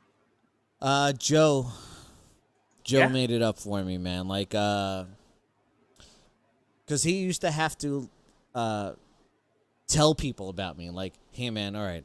You're about to meet Loki. He's a little brash. He yeah, he's he doesn't hold back. There's no filter. He's going to say what he says. If you're kind of a fucking nerd, he's going to call you a nerd. But he doesn't mean anything bad by it. It's just he's like what he sees, he says. Yeah. And so, yeah, he disclaimered me to everyone like that. And so eventually Brash just became I called everything Brash. Brash Studios. You saw a bunch of pictures that I fucking sent you, like it said Brash Studios on it. Yeah. I used to make memes on the internet with Brash Studios on it. It's a great pictures. Right. And yeah, man, fucking it Brash stuck ever since, man. Once I made Brash Studios, Brash has been a part of my life ever since. So it only made sense to call this, like, I didn't make this channel to talk trash. That's not why I made the channel. But Yeah. I am doing a lot of talking, and it just made sense to call it Talkin Brash. You know what I mean? Yeah, it makes sense. Total sense, And yeah, it is better than crossing the streams or don't cross the streams. Right. Listen, I got your streams right here. Dude, I swear, I so wanted to like stream on my own Facebook. And I was just like, well, all we right. could have done a cross promotion. I'm not against cross promotion. I don't stream though. That's the thing. Right. I stream for the city. I don't stream for myself. I've never I love that, like, my artwork, because of you and Joe and Michael, like putting out my artwork and stuff like that is become worldwide. Mm-hmm. Friggin' fantastic. But in the end, it's not my name that's showing on screens in South America. It's not my shirts being worn in Europe and Germany, Right. like all that stuff. It's not my name. But it's so amazing to see that's out there.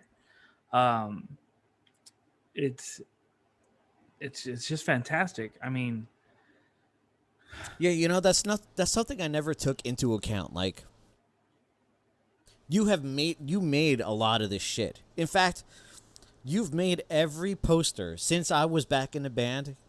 You made every tour poster. So it was every ADMAT. In fact, we rearranged the logo. It was Doug Evil's logo, and like, yo, we can't have Doug Evil's logo. What can you do with it? And you reimagined Doug Evil's logo, and we made a new logo.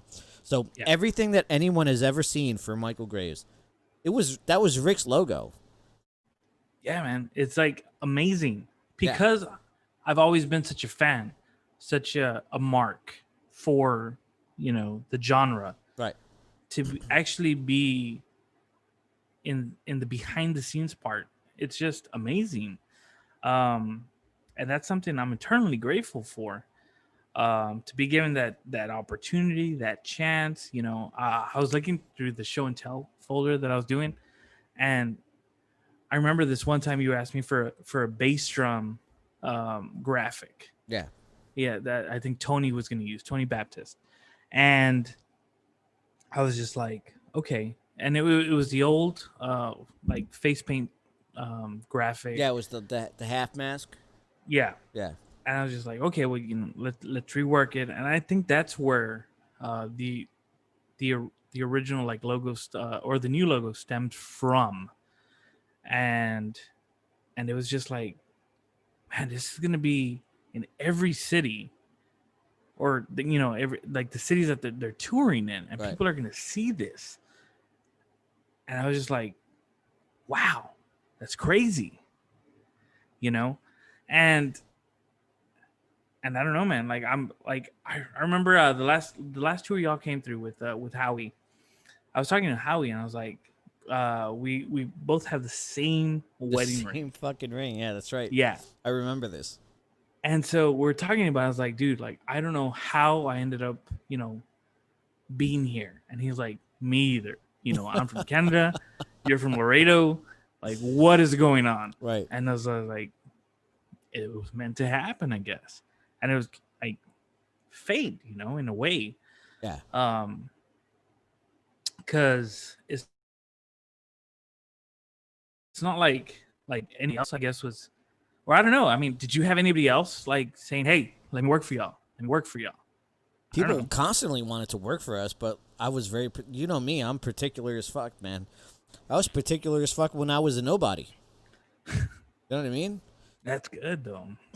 I'm still a nobody, and I'm still particular, but yeah, I was always particular, which is probably why Joe would say, let me run this by Loki before I fucking... Right. Yeah. Yeah. Dude, I love Darrow, man. Yeah. So, let's, everyone, I'm pretty sure everyone here in the fucking comment section loves...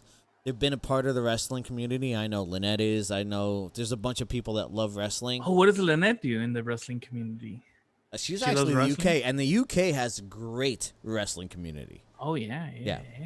So, but let's talk about how the fuck your love for wrestling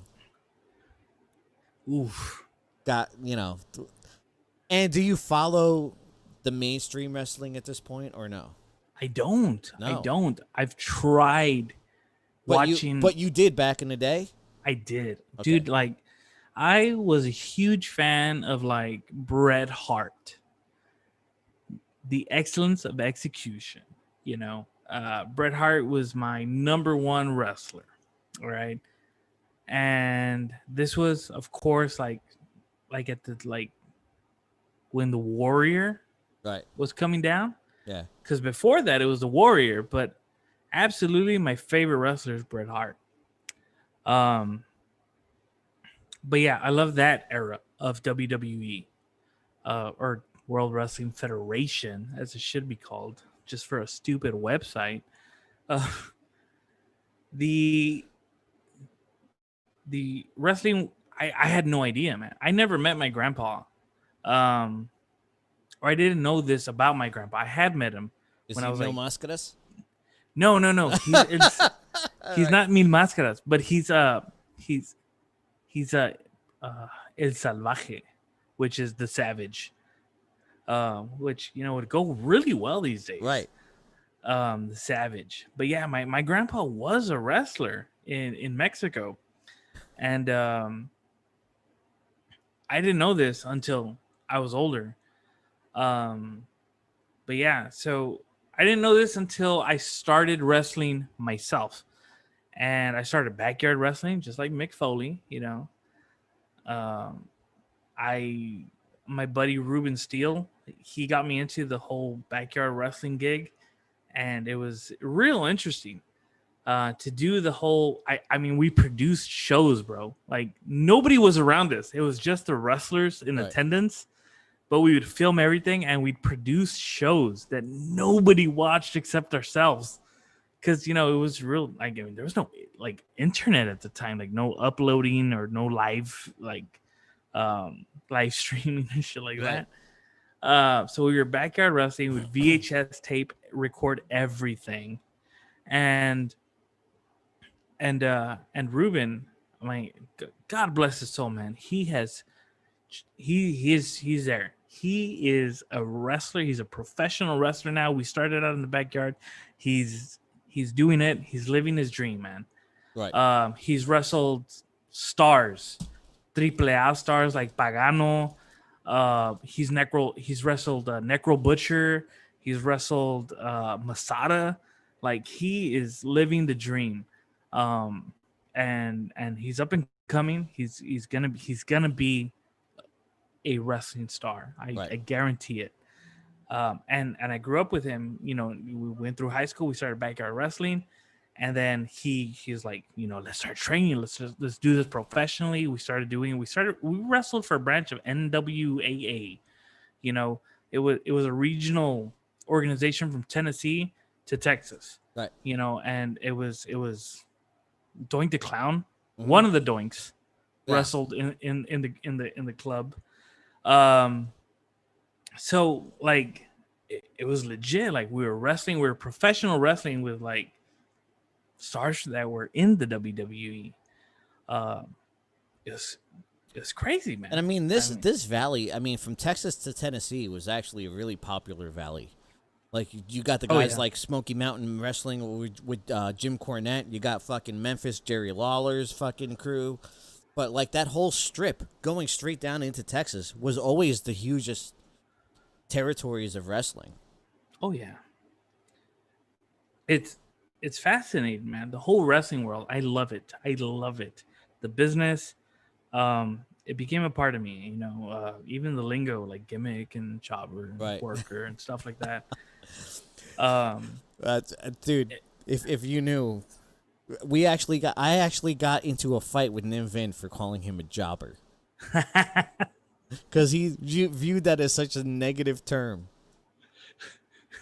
Dude, Al Snell's great. And he coined the term. Like, why would you consider that? Right. Well, I mean, if he's a jobber. He's not a worker, he's a jobber. Dude, for real. Maybe I should have called him a worker. He still would have been pissed off. Yeah. Yeah. No, Nim Vin. Oh, man. That was such a great show. Good job on that. What's his name? Robert Paulson? Dude. You know, when he toured with you guys, Nim Vin was the fourth band in the horror punks genre that I had ever heard of. Killing Saturday Night was like so great. Right. And then, so you're telling me like, oh, you know, you're texting me like, hey, I need this flyer. We're going to do this. We're going to do that. And just go ahead and add Nim Vin to the draft. And I'm like, are you serious? And you're like, yeah. And I was like, are y'all playing Laredo? And he's like, yeah. And I was like, fuck. It's been like 12 years since I had heard of Nim Vin. And now he's going to play Laredo. Was that the first time you ever played Laredo or no? Yeah. It's the only time he's going to ever play Laredo. What are you talking about?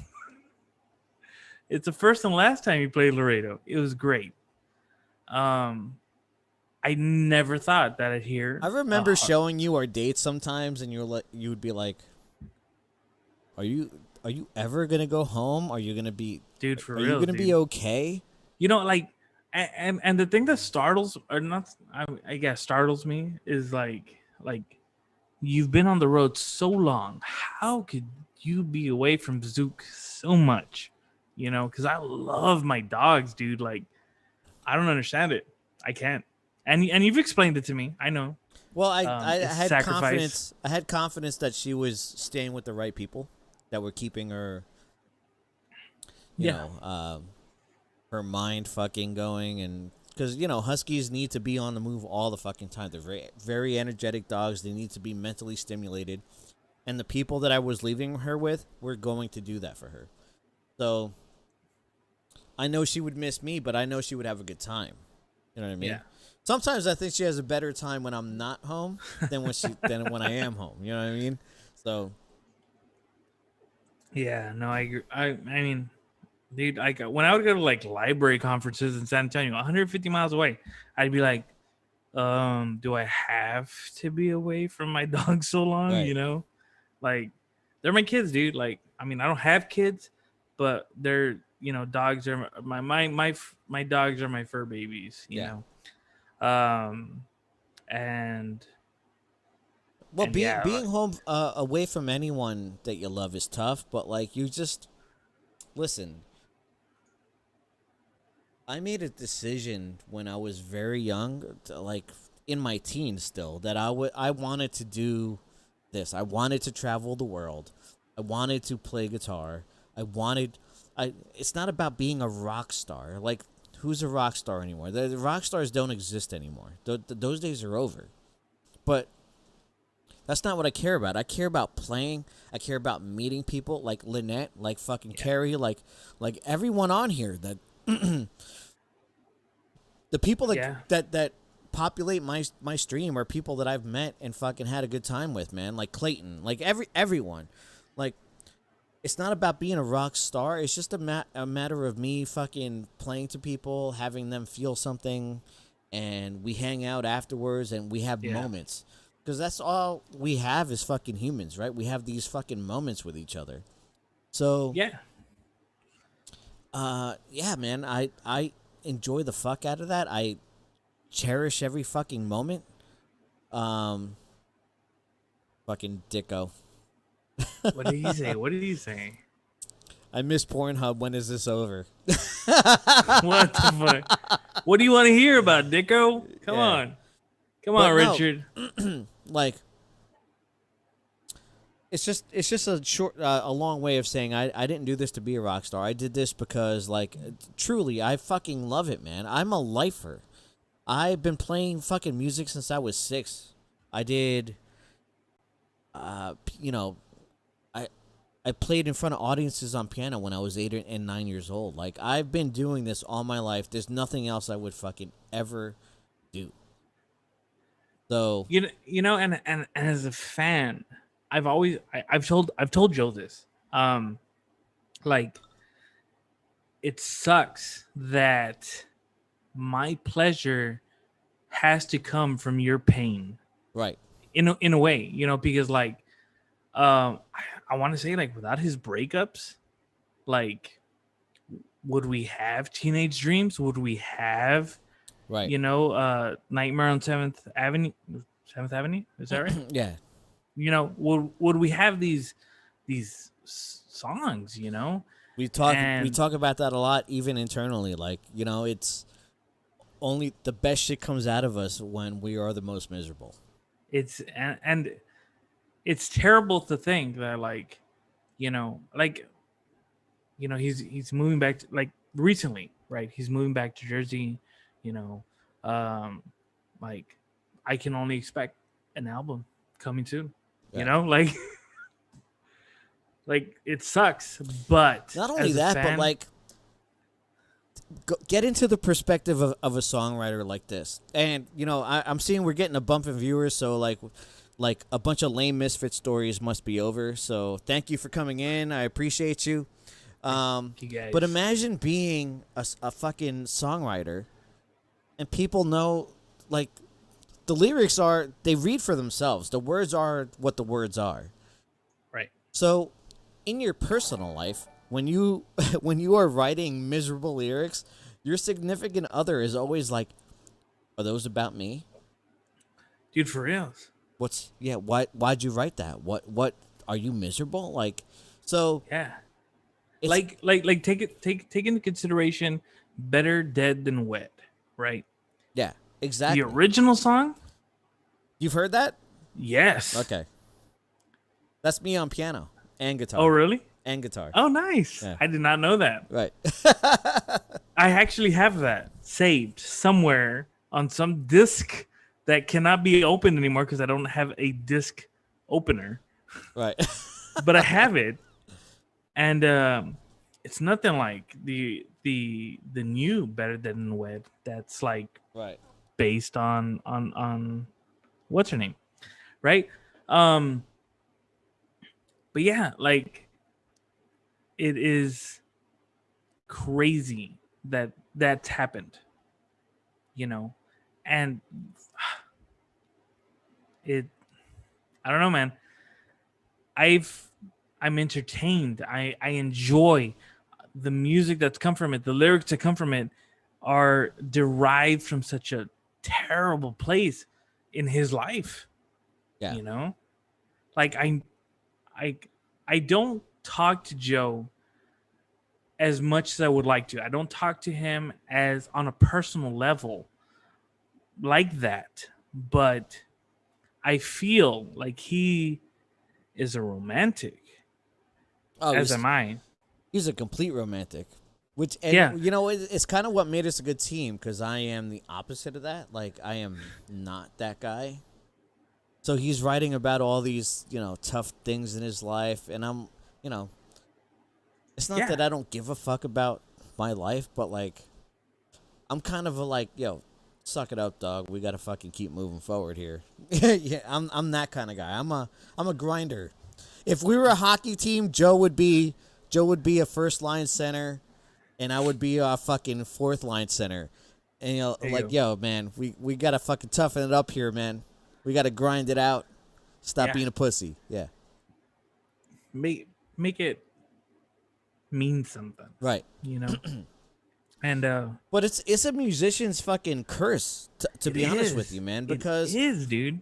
the people around in your life are always thinking like, is this song about me? So if you're gonna have someone with you, if you're gonna find a wife, they always are, even though they'll be supportive and they want to support you, they'll always have in the back of their mind, is this about me? Like, why is Yeah, this guy so miserable? He's always writing about these bad things in his life. Is this something that I did to him, or is this something from the past? And if it is from the past, why is he thinking so much about the past? Like, they never let it go. They never let you have the creative freedom. It's hard to be a musician and have a relationship at the same time, which, by the way, is why I'm a very fucking single guy.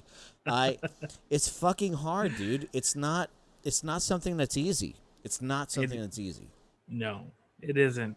You know, I used to write a lot back in the day, and yeah, it all stemmed from like misery and hate and anger and stuff like that. And um, I wrote a song once, and it was about my current wife, and and I mean, it's a good song, um, I think, at You're right. least. um, but but like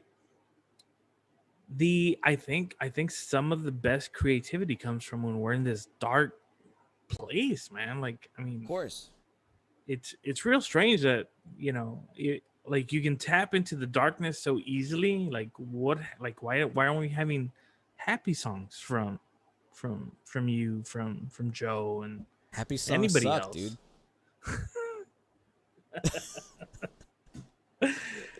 Happy songs suck. Yeah, like, Hashtag talking brash. no, I mean, listen, like, even going back into my past, like, and maybe it's just because I'm a morbid person, but my favorite songs come from a band called Alice in Chains, and There you go. they weren't singing about uh, having a fantastic lunch in fucking high school. You know what I mean?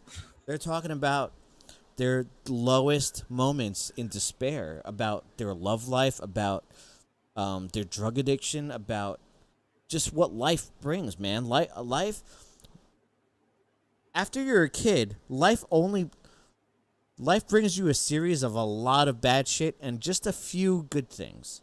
You know what I Yeah. mean? Like, your parents start to go, your fucking pets start to go, your fucking dude. As the longer you live, the more things you lose.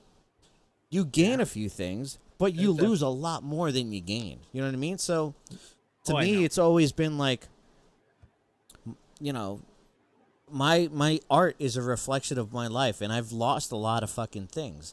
And when I hear other people talk about that, I'm attracted to it, because, like, all right, what can I learn from it? What feelings they invoke from it? Like, sometimes people have said it better than I can myself. I'm not a very articulate guy, and a Right. lot of people say things better than I could say it. And yeah, man, it's just, I'm attracted to miserable things, because life is kind of miserable, man. Like, I don't know. I've never seen things in a half glass full way. I'm a half glass empty kind of way. Not, you know, not not because I hate everything, but you know, as you, like I said, as you get older, life takes things away from you. Oh yeah, definitely, It takes away definitely. your health. It takes away your flexibility. It takes away everything, man. Like I could literally go down the fucking line of everything. Your your heart rate, your the everything. Life takes it away. It's a piece at a time, slowly but surely. So I've always been attracted to people who sang about that kind of thing. You know what I mean? Yeah. And but I mean, I don't know, man. Like, I guess I can only go for me at least. It can only go so far. I want to know that there's some happiness out there, you know? Right. Right. You want to know Right? that happiness exists, right? Yeah. But Like, there I are things mean, for that. Like, you know, there are things for that. yeah. No, no, definitely, Like your definitely. fucking everyday morning exercise Oh, shut videos. up. Shut up. Shut up. No, I mean, that's way too much. Oh man, my I think my bladder is like weak or something. Why you gotta I don't piss? know. I do. Well, go piss and I'll fucking go All on right, by take myself. over. I'll be Yeah, I'll right take back. over. All right. Guys, we got 10 minutes left of this podcast probably. Um I appreciate you guys. Um Now that we have the fucking live stream going with the chat, it's been the most interactive show that we've had, and I'm super stoked about that, man. And this is probably the most drunk I've ever been for a show in my life. So that probably speaks to how comfortable I am now with the live stream and everything else. Um, I think tonight went without a hitch. Austin, what's up, dude? I appreciate you liking the stream. And for those of you that don't know, Alice in Chains is my favorite band in the world. Jerry Cantrell is my favorite artist fucking in on the planet, man. I respect that guy so much.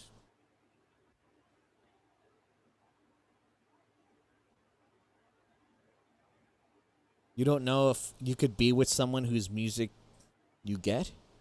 Explain that to me. I'm just reading the comments now while Rick is fucking pissing.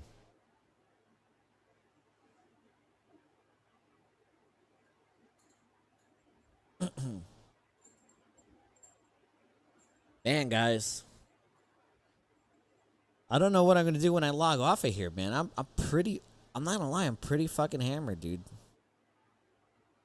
This is definitely the drunkest I've gotten since I've started this fucking stream. You saw Alice 6 times with the new singer. I have seen Rick is back. I'll get him back in here. But I have seen Alice in Chains maybe 4 times with their new singer, and he is fucking amazing, dude. Um, and one of my biggest regrets in life is not seeing Alice in Chains with Lane. Man, I never got to see them with Lane Staley, even though I'm old enough to have probably gone see them. You know, when I was in '96, I was 18, so I was right on the cusp of going to concerts and being able to see prime Alice in Chains, but just old enough to not. You know what I mean? Like, because what, he died in '96, '97, something like that. And man, do I wish I saw them with Lane Staley. But I have seen them with the new singer, like maybe 5 times actually. The first time was in Connecticut at the Mohegan Sun, and I've seen them a few times since.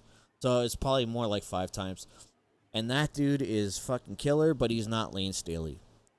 You know, if I am a big fan of Alice in Chains' newest records, I have all of them, and I've listened to all of them fucking just tirelessly, just listening to them fucking on repeat all night, all day. And they have great songs. Jerry Cantrell is the main songwriter, I get it. But Lane Staley used to be an iconic part of their songs, and now they're more of a two-man, you know, they're a two-pilot team. where you know, all the lead vocals are harmonized. The choruses are harmonized to death on the new records. So, back in the day on Dirt, like, it used to be Lane Staley. He was like, it was his time to shine and be up front, and his voice was so iconic. And you don't. That's the thing that's missing from New Alice in Chains. There's no iconic voice to lead the band. Now it's now it's Jerry Cantrell with the new guy fucking trying to harmonize with each other for the whole song. It's still good. It's just not the same. Rick, welcome back, brother. How you doing? You doing all right? Yeah. Did anybody else tip while I was gone? No one else tipped, but I'm kind of fucking hammered. I'm not gonna lie. Nah, I don't believe it.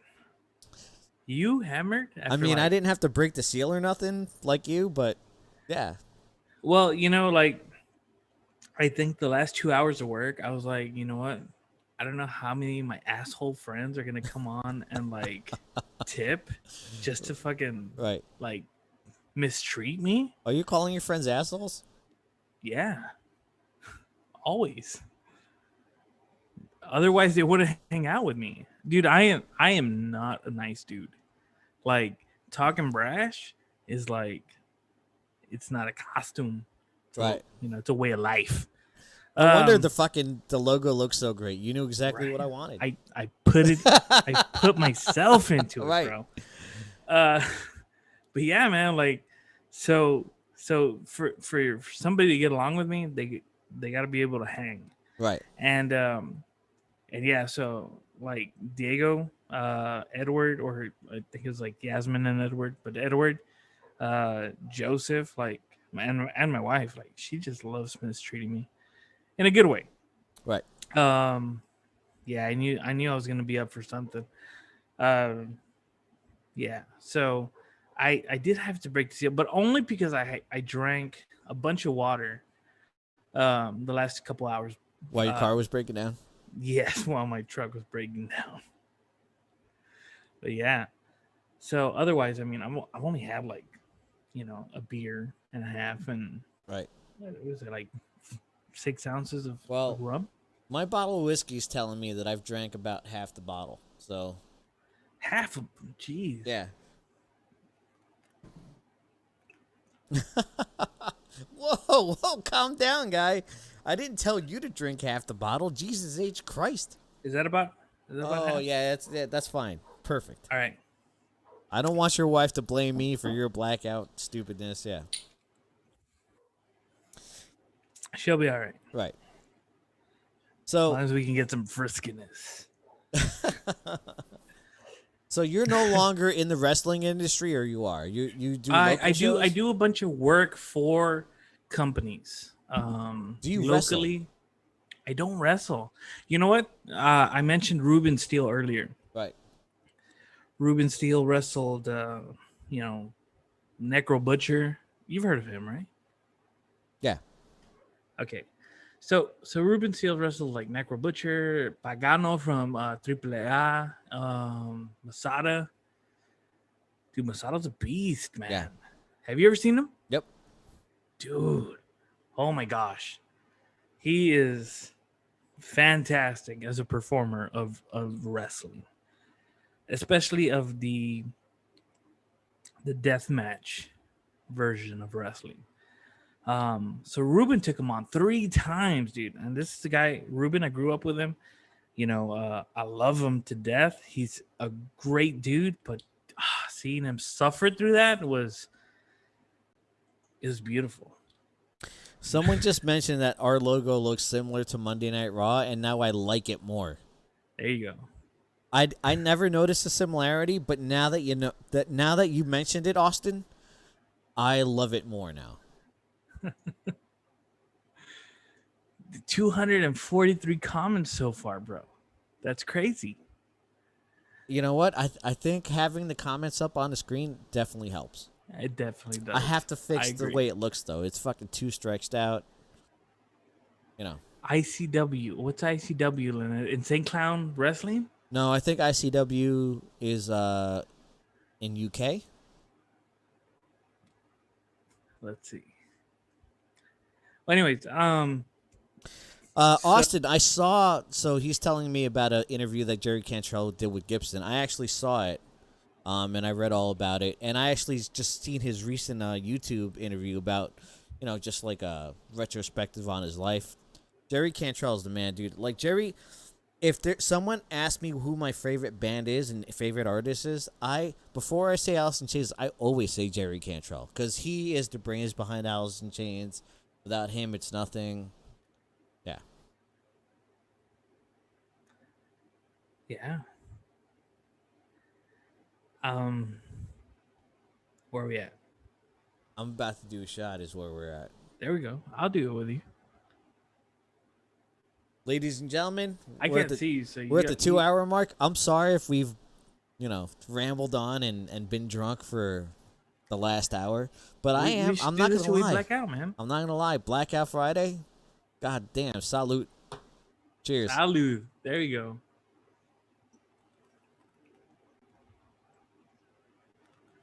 go. Lynette, my favorite thing to follow on YouTube are a bunch of fucking guys from the UK. Wrestle Talk. I fucking follow Wrestle Talk all the time, man. That's how... I don't watch wrestling anymore, but I follow Wrestle Talk, so I know what's going on behind the news all the time.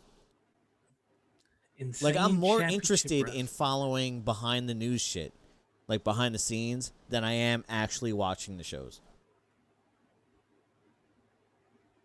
Right? Like, okay, so ever since I was a fan of wrestling, WWE, WCW, ECW, Tommy Dreamer. Which, little known fact for everyone, I am Tommy Dreamer. Just letting you know, I'm Tommy Dreamer. I've been wrestling for a very long time. I also play guitar, but I didn't want those two careers to coincide, so oh no. I am Tommy Dreamer. I'm also Loki. You're welcome. There you go. Go ahead. Say hi to the Sandman for me. and you, Jack. Right. Anyway, yeah, so shit, I blanked the fuck up. Wow. No clue. People asking me if I'm really Tommy. Yes, I'm really Tommy Dreamer, dude. Like, dude, I did that. I don't have it on show and tell, bro. Are you talking about the picture of me and Michael? Yeah, dude. Yeah. Made y'all like a wrestling promo. Yeah. Oh man, that was great. I did have a great feud with Raven. Unfortunately, WWE didn't value Raven. He came to TNA, and yeah, right. Like that sucked. So back to the e-wrestling stages of my life. How did you get involved with that? Why did you get involved with that? I have no idea how or why. It was primarily like I loved wrestling. Like I said, the Warrior, Savage, Hogan, top of the game, right? And like I always loved wrestling. I never knew my grandfather, by the way. Like this is in my blood, bro. The e-wrestling thing, no idea how it came about. I searched something one day. It came up on, the AOL webs. Right. And it was there. And I was like, okay, so short, like writing contests. And that's how oh shit. My buddy Edward just, yeah, posted that. Anyways, he Eduardo, shut the fuck up so you can tell a story. So the whole wrestling thing. No me jode ahora. It was just like he's from Mexico, bro. He's from Mexico. No me jode ahora. Cálmate, por favor. Anyway, he wants me to squat up, bro. He wants me to squat up for fucking Fortnite and shit. Shotgun that beer. I'm not drinking beer anymore, bro. I got fucking We could shotgun the beer, but you got a tip. Oh yeah. Tip, Edward. You got PayPal, bro. Yeah. Go to LokiGuitarOfficial.com, son. I'm sure Edward didn't know I knew some of Spanish, but it's all good. I don't think he did. I didn't tell him you're Puerto Rican. Maybe I did. I mean, Carlos says it all. It should. Carlito. Carlito. Dude, like, my wife was asking me, like, does he know Spanish? And I was like, I'm sure, right? Like, he's Puerto Rican. Well, now you know. Yeah, for real. Anyway, so the whole wrestling thing, it's in my blood, bro. The whole e-wrestling thing, like I said, it was just a search. It was like short writing contest, and I've always been a fan of the whole English language, I guess. But the whole God complex, that's where it really came into play. Being able to create a character and move it forward without any interruptions really helped. Because you would write out your scene, write out your script, send it off, and they would publish it. Then your opponent would write back to you, saying like, "Oh yeah, you suck dick," and I was like, "Really? That's what you can come up with?" Is Eduardo the father of the kid that you talk shit to, or no? No, okay. He is the actual friend of the buddy that I talk shit to. Got you. All right, so because he's ready to rock right now. He's like, yo, the squad's waiting, yo. Brah, he's ready, brah. So Edward is from the fake 956, which the fake 956. Yeah. So he was in Mexico then. No. Okay. So Laredo, Texas, right, is the original 956. Got you. I have no fucking idea what. I've gotten drugs there many times, so yeah. Bruh, yeah, for sure. Right, for sure. For sure. The original 956 is Laredo. Okay, Laredo, Texas. Border town, home to tacos. Fuck Austin. Fuck Torchies. Go to Taco Palenque. Yeah, bro. Yeah, I love tortilla soup. Tortilla soup. Dude, God damn. Is he still on? Yeah, he's still there. He's still there. Okay. So he's talking shit. He's from all right, so 956 starts from Laredo down to the tip of Texas, the southern tip of Texas. All right. That was added, I don't know how many years ago. But they're fake. All right. You're talking from like Zapata, Texas down to Brownsville, Texas, which you've played. We played, yeah. Yeah. Awful place. Where'd you all play there? Terrible place. The sock hop, right? Or what's it called? I don't remember, but let's not mention it. It's just who wants to play there? Like who? Why would you play there? You know the only reason to play there is because promoters get the people book from you. Mexico over there, like the people from Mexico over. Yeah. You know. Yeah. And that's kind of like what Laredo is. You know, it's a stepping stone. Right.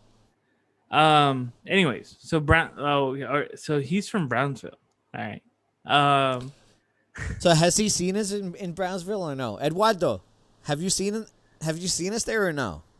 Because I think the last time Michael played there, they got arrested over there. Dude, for reals, bro.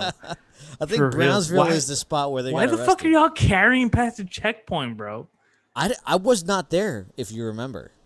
No, yeah, you weren't. It was not part of the band. And JV. If I was part of the band, that would have never have happened. He doesn't know. He's not a fan of Michael. Right. He's a fan of me. Ish. He's only a fan of me because I'm his boss. Damn. Yeah. Damn, son. But no, we're good pals. But yeah, as far as music wise, like no, he's never heard of you and Michael. Nobody. You know, we listen to Aventura Way. Ventura Way. Yeah, you know what way means? Yeah, of course I do. Shit, yeah, bro. In fact, Allah, that's what he said. Allah. I love it. I Dude, love in it. fact, when I played Mexico City, like the friends that I made there made sure I fucking said a few choice words for Mexican What were the fans. words, bro? Tell me, please. You know, just ora la way. You know, like Wait. yeah, they just wanted me to make sure that I knew where I was coming from. You know, Do you know what that means? of course I do. Tell me. Tell me. Tell me what way means. Way, no, it's way. Wait. Yeah, you can't just say way like a fucking gringo. Hey, wait. Hey, wait, go the way. Ox is a bull, Right. all right? But ox with no balls is weight. Cheers. All right, for all y'all listening. Yeah. Ox with no balls is weight. So if you call somebody a way, it's kind of derogatory. Yeah, it's kind of a no. It's not kind of. It's a diss. Yeah. Yeah, it is. Yeah. Dude, for real. Like, but they love it there, dude. When I said that, I said that on stage in Mexico City. It was a sold out fucking crowd, and I forgot what I said, but I was like, I forgot what I said, but I might as well have said, "Oh no, wait," and like they was just like, "Fuck yeah," he just said, "Wait." That's badass. Yeah, man. It was pretty awesome. Like, it is awesome. Dude, that Helena video of you in South America. Oh, in Chile? Yeah. Chile. Chile. That was one of the best moments I've ever had in my life. Fuck you. Because I was like... That was so beautiful, man. Just imagine playing guitar alone. Is Joey Pina still on here? Joey Pina. Joey Pina. He's the one that fucking treated y'all to like that fucking big ass fucking burger, dude. You remember that? I don't think he's here, no. No? Let's fucking tag him. Get him on here. When would he have treated me to a big burger? Because if you remember the last time I went... No, last time you didn't get shit. But the time before that... Right. I was very tired, if you remember. I was sleeping a lot. Yeah, I was like, hey, where's Carlos? Where's Carlos? Oh, he's asleep. Yeah, he's sleeping. What the fuck? What do you mean he's asleep? I was tired, dog. Get him in here. I had a very rough night before the night I saw you. Dude, like... And your beautiful wife was there. You know, she was... Yeah. It's such a bummer. Like, I get you on the fucking oddest of fucking Joey nights. Pina is like, that's how we do it. There you go. There you go. He brought Howie that fucking burger, dude. How many pounds was that, Joey? Like 2 pounds, 3 pounds? Joey, I'm gonna say I was sleeping for this. Otherwise, I would have been a part of it. But I was. You are sleeping. Yeah. I was told you were sleeping. I was, like, I was definitely sleeping, dog. No, I was. ¿Dónde está Carlitos? And they were like, está dormido, güey. Bro, I'm telling you, I was dead asleep. I needed the sleep. The night I had before I showed up to there, I needed to sleep. I was dead tired. Yeah. I was dead tired. I know exactly the night that this is. We played that long bar, right? It was a very long venue. Yeah. Yeah. Bro, how many pictures one of my favorite things of ever touring down there, like, I would show, like, Rick would be doing all our tour posters, and I would be like, yo, Rick, just make me a tour poster. Here are the dates. And instead of showing me the tour poster, he would show me the venue I was playing in Laredo. He's like, hey, man, I don't know if you know that you're playing this venue. And it would be like this tiny venue with, it looked like a hallway. Sketchy, bro. Yeah. It was sketchy, bro. I'm like, yo, dog, make me a fucking tour poster. I love you guys, you know? Like, I don't know. Like, how many people? But I was like, yo, I don't know how many places you think there are to play in Laredo, but this is where we're playing, man. It's like, I didn't want you all to have, like, secondary shit either, you know? Right. like I love you guys. You know, you Joey Pina, next time you're in Laredo, burgers on me. for reals, bro. And it has to come from fucking Mexico, dude. Right. Like it can't come from Laredo. The burgers can't come from Laredo. Just like the cocaine, it can't come from Laredo. It's got to come from Mexico. Dude, what? What? What? Cocaine? What? What? Dude, I love that story. That's like one of my favorite stories, dude. Where the fuck is the cocaine? Yo, the cocaine Like- can't come from Laredo. It's Dude. got to come from Mexico. No, yeah, If you but need good because cocaine, it can't hasn't fuck- fucking been broken up yet, bro. That's for fucking sure. right? That's for fucking sure. Fucking cocaine. If it's from Laredo, it's Yeah. 98% pure. Right, It's good cocaine. bro. Do When I was in Peru, bro, Yeah. No. bro. Tell me. You No. know how Bobcat Goldthwait was in the movie Blow. Yeah. That's how I do. felt. That's how I felt like Shut in up. Peru. I can't feel my face. Yeah. Fuck. That's how.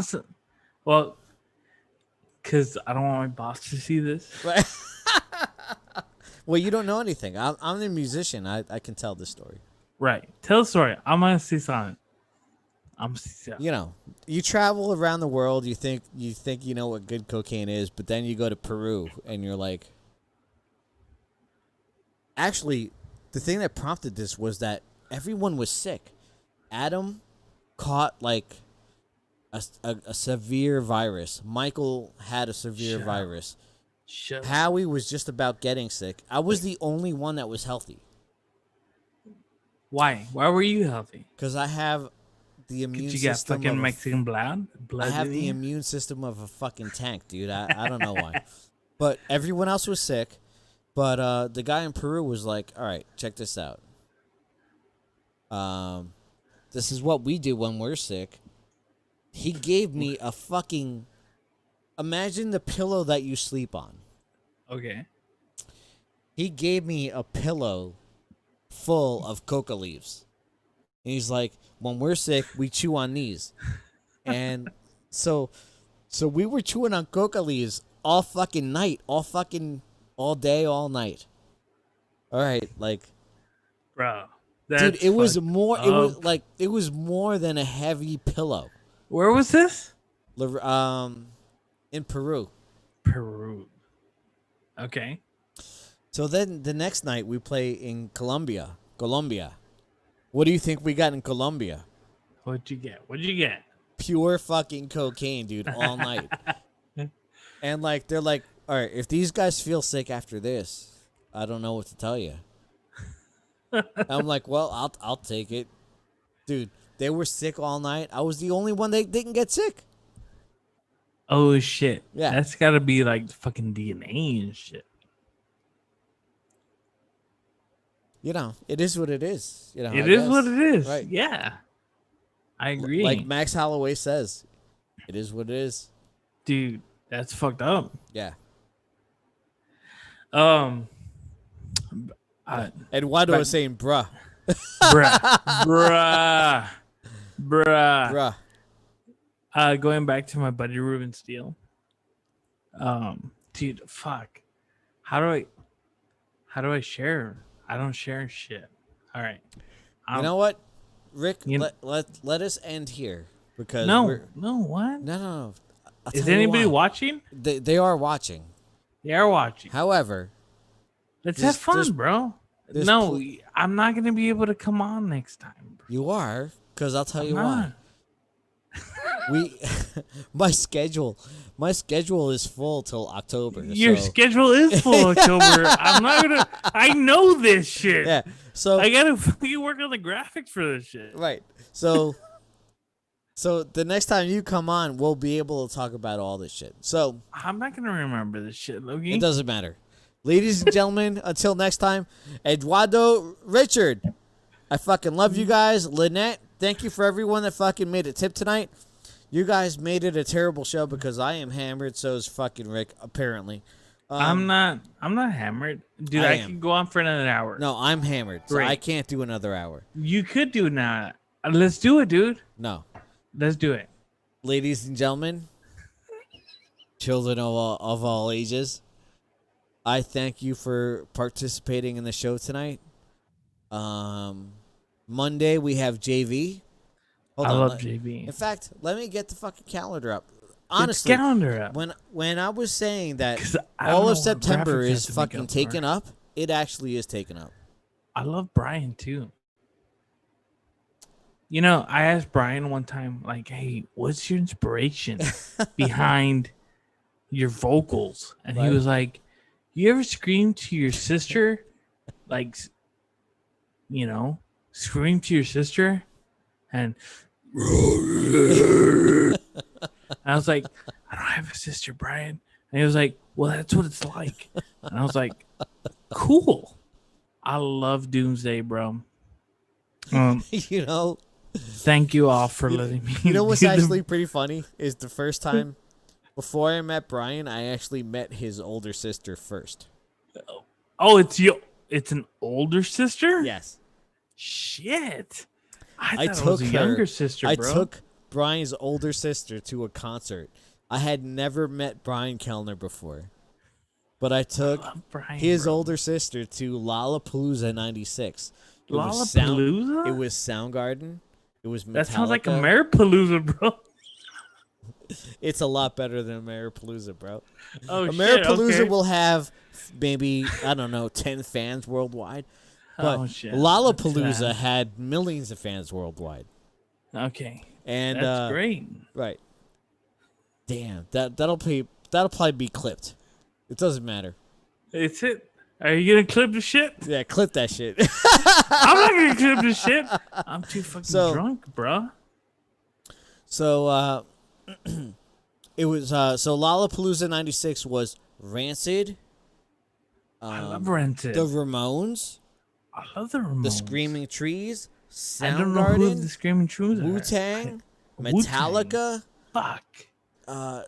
Dude, there was so many good bands for Lollapalooza. In fact, I almost died in the Rancid pit. Rancid? The Rancid pit on the Lollapalooza Did you go? tour was fucking there. Shut up. It was the most violent pit I've Where was ever this? been in. Randall's Island in New York City.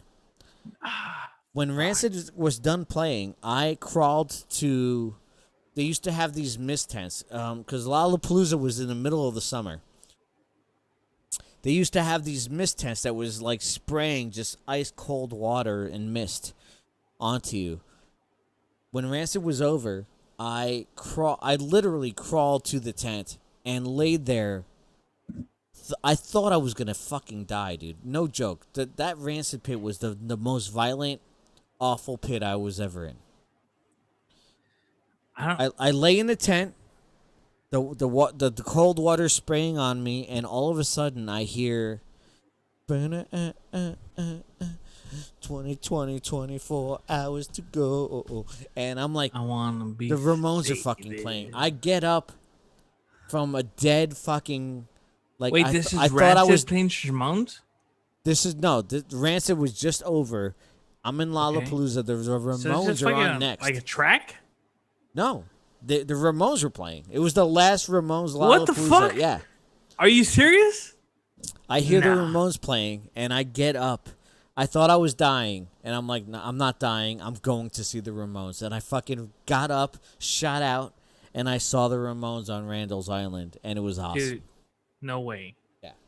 No. That was no. 1996. I'm not sure how many fucking shows they played after that, but I saw the Ramones with Joey. I was and it like was fucking awesome. 12 years old at the fucking time. I don't know. I'm bad at math. Anyways, fuck.